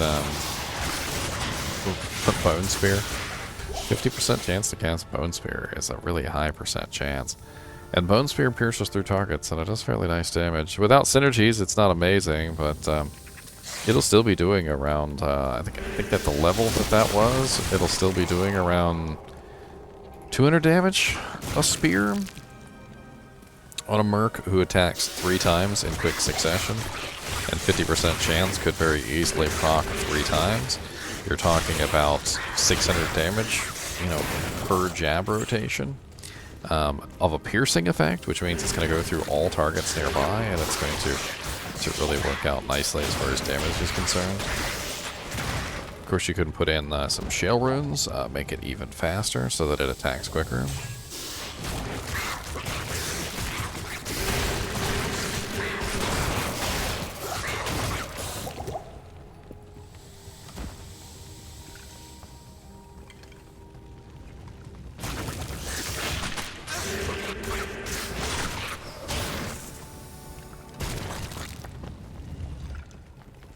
Well, there we go. We got our level 3. Looks like we got a nice little elite snake pack here right by the door.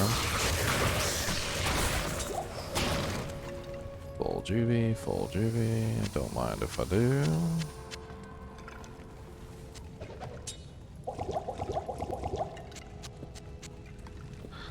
Always nice to have some full juvies on the belt for emergency situations. Ooh, I love it when I get the little soul killers. Soul killers, there's such a large number of them that they have a really good chance of dropping some great items, especially runes. I don't know why in particular. I think it's because there's just a massively large number of them, and when you really start killing them, they all tend to drop something, or they have a chance to drop something. And so you've got like this massive number of monsters. 3-socket Aegis. It's too bad it has 219 strength requirement. This guy right here is immune to physical. He's stone skin. Fire enchanted, magic resistant. He's immune to pretty much everything, and he's a monster that you might just want to run by. I mean, my mercenaries, as you can see, my minions and whatnot are having an okay decent time of killing him, but it's not like they're doing it very quickly. It's because even with amp damage up, he's still like 90% physically immune. And this does mean he's going to have, it's going to be quite a hard time finishing him off. And to top it all off, he's fire enchanted, which means he's immune to fire. He's magic resistant, which means he's 40% resistant to every element. it doesn't really get much much more resistant than that. And this is a situation where the Bone Hew could come in handy, because that Bone Spear damage, that 200 Bone Spear damage every time it procs, is magic damage, and magic would go through all of this. So it might be an interesting weapon to throw on my Merc just to see how he does with the 50% chance to spawn the Bone Spears. We'll have to see.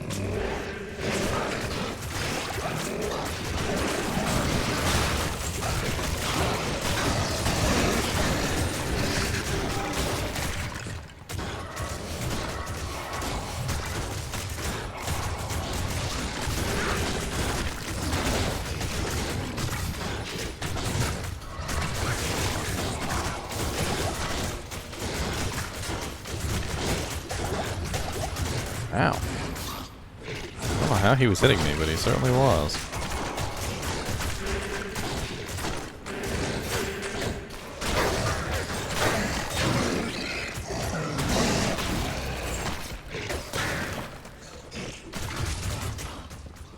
This is quite a hefty number of monsters at this particular Worldstone Keep level 3.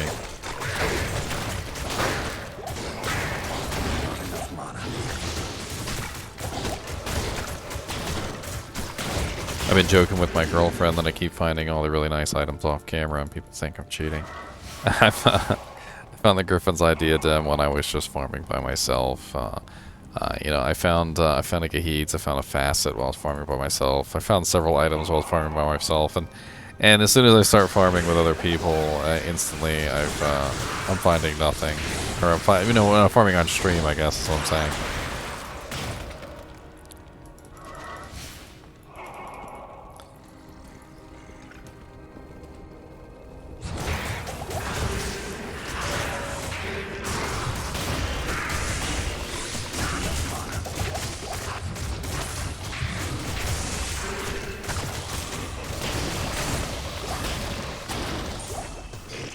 Large Jemmy. I like Jemmies. Fire resist 11% Jemmy. Don't I have a character who's like desperately low on fire resistance too? Oh, look at that elite pack of Gloams around the corner. Let me give all of you a tip for Gloams. Blind actually works really well on them. Oh no, crash. Crash. God bless it. I crashed straight to desktop too. That was one of the fastest crashes I've had in a while. Most of them will take a little bit of time to crash. That one was super duper quick to the desktop. That jack was like, bye. Ain't got time for you, sucker. Ain't got time for you. Ain't got time for you. You ain't got time for you. Ain't got time for you. Which is unfortunate, because now I have to rebuild my army. Which game was I in? Was it... No, it wasn't. It was 3, wasn't it? Of course, now that I already hit the button, I've been rate limited.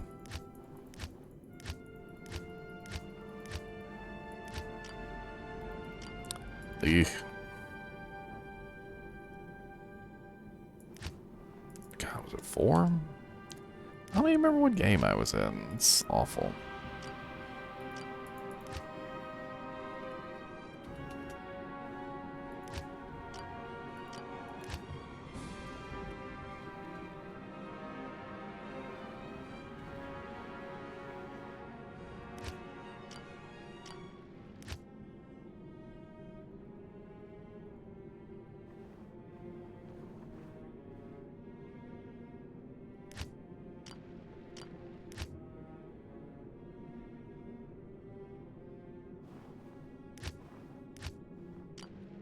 God bless it.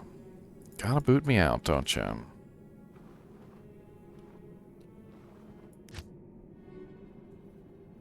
I found it. It was 3.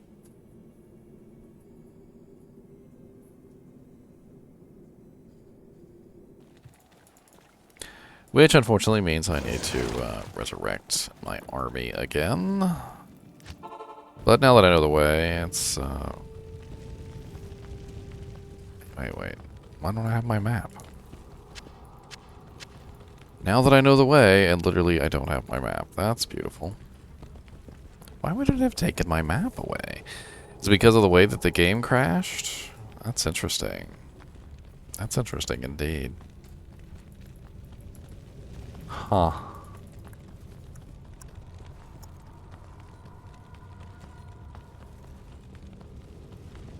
Well, as you can see, everything is dead. Well, for the most part, anyway.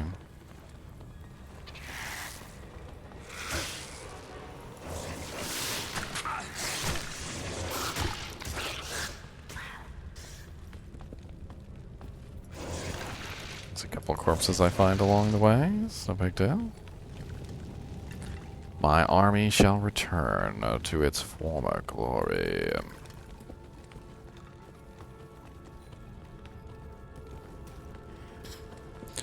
I'll just follow my trail of death. How about that?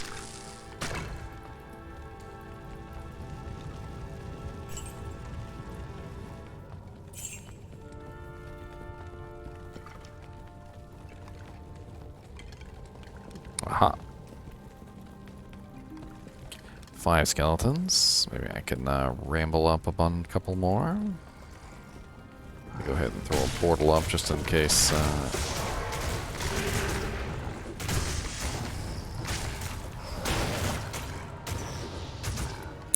Usually when my army dies like this, it takes me a little bit to get everything back up and running again. One of the downsides of farming on a Necromancer, and one of the reasons why Necromancer farming tends to be such a long endeavor, just simply because as a Necromancer, you don't really like leaving and joining games that much, because you have to recreate your army each time. And it's not something that you particularly look forward to, is recreating your army over and over again. Some nice Bloodfist gauntlets. Always like to have some Bloodfist gauntlets on hand. Great low-level gauntlets if you've never seen a pair of Bloodfists. They are 10% increased attack speed, 30% faster hit recovery, which is amazing for even a sorceress.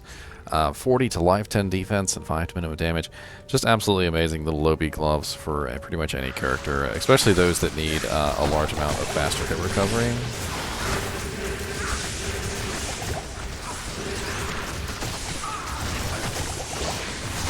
Well, these clones are going to be the death of me. I knew it. I knew it.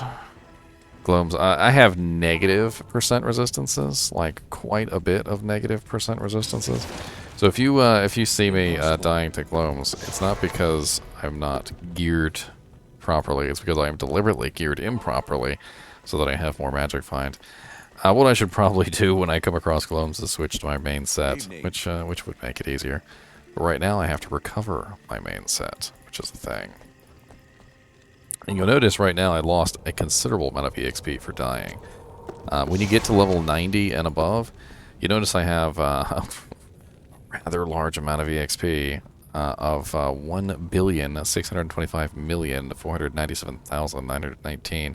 I'm going to recover quite a bit of that when I get my body. It's just going to take me a little bit of time. I have to be careful, just simply because I have so few resistances right now, that I really have to just work my way in there. And I have to avoid the lightning bolts.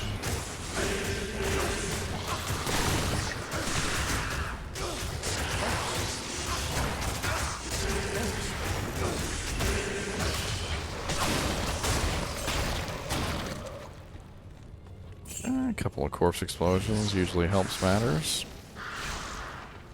And I really need to get my corpse. That's the most important thing right now. I'm going to swap to my non-magic find set, just for the resistances for the moment.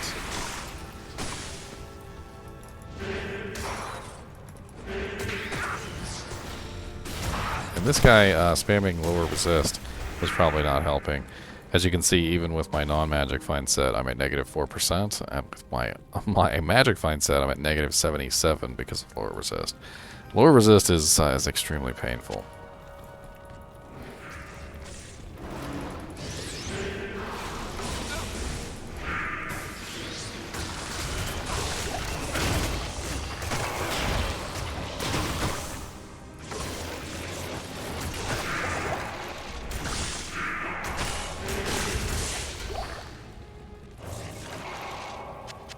grab some of these potions.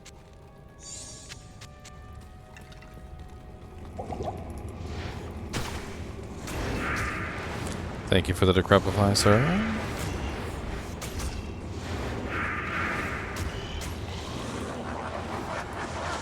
Alright, and we'll rebuild our army with Baal's contributions. It's not a big deal.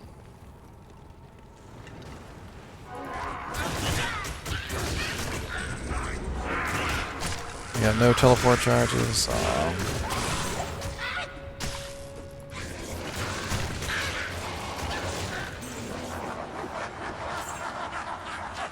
We're gonna go repair our amulet real quick for some more teleport charges. Might as well drop this stuff off in the stash while we're at it. And as you can see, our EXP came back. We got the majority of it back when we recovered our corpse. What we lose is 10% when we die, and then when we get our corpse back without leaving the game. And by the way, if you leave the game, you lose it all. If you get your corpse back without leaving the game, you get 75% of it back. So we only lose 2.5% instead of 10, which is not bad.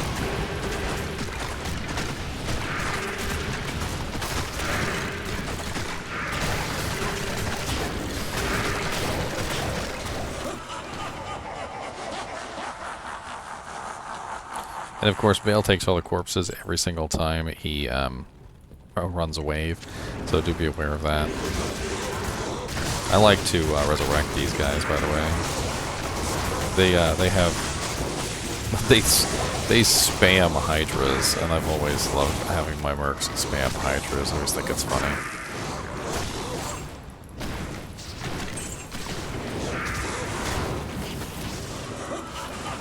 And so now I have a bunch of hydra spamming monsters.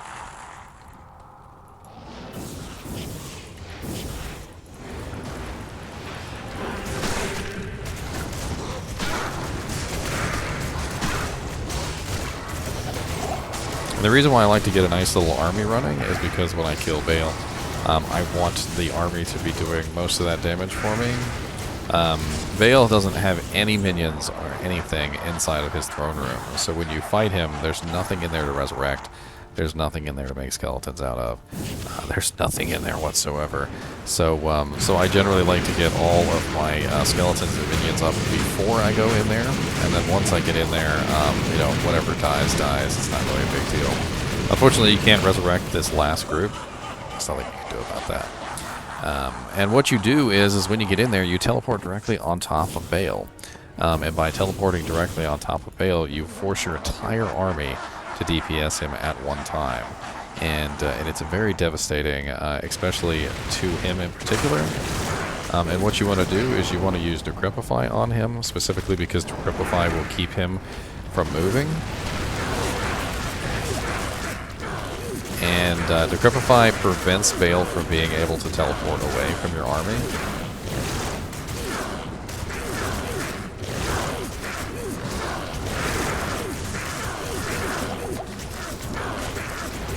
Now, amp damage obviously would make your army do a little bit more damage, but the goal here is to prevent him from getting away. Sometimes you may even want to teleport away and teleport back to make sure your army is directly on top of him. Like, for instance, you could do this. And you have to keep the Decrepify up, otherwise he will teleport away. I don't know what it is specifically about Decrepify that prevents Baal from teleporting, but when he is Decrepified, he will not teleport away.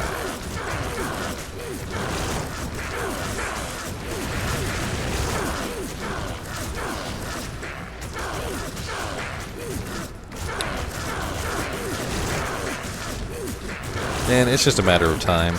Necromancers aren't exactly known for speed.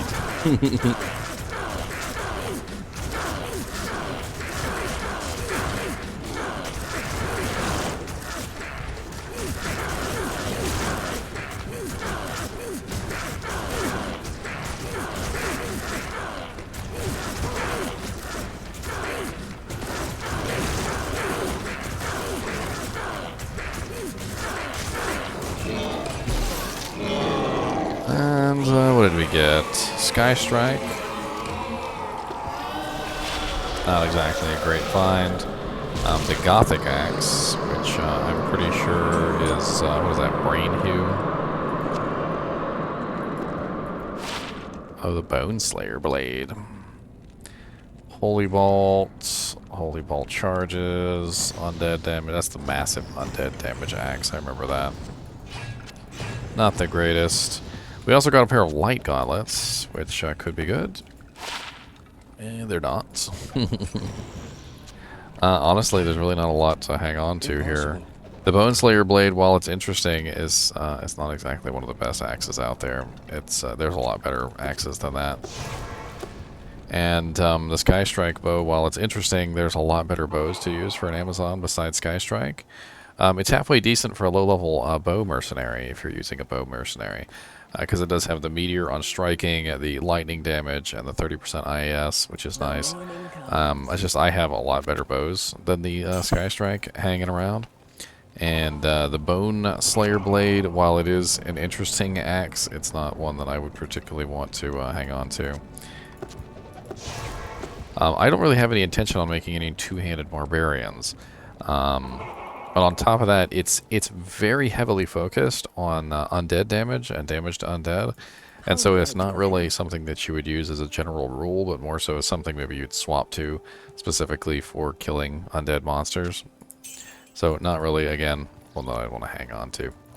Well, it's been a very interesting video. It took me about 2 hours to do my full Magic Find rotation. And this is really the full thing. I mean, I did all 3 key bearers. The Hate Key, the Terror Key, and the Destruction Key, which is Summoner. Summoner is the Hate Key, Countess is the T Key, and Nihlathak is the D Key, which is the D Key of Destruction. I did all the level 85 zones, which I like to do. I killed all the super uniques, which I like to kill. And at this point, there's nothing else to do other than to make another game and start the rotation over again. I hope you enjoyed this video, and keep watching.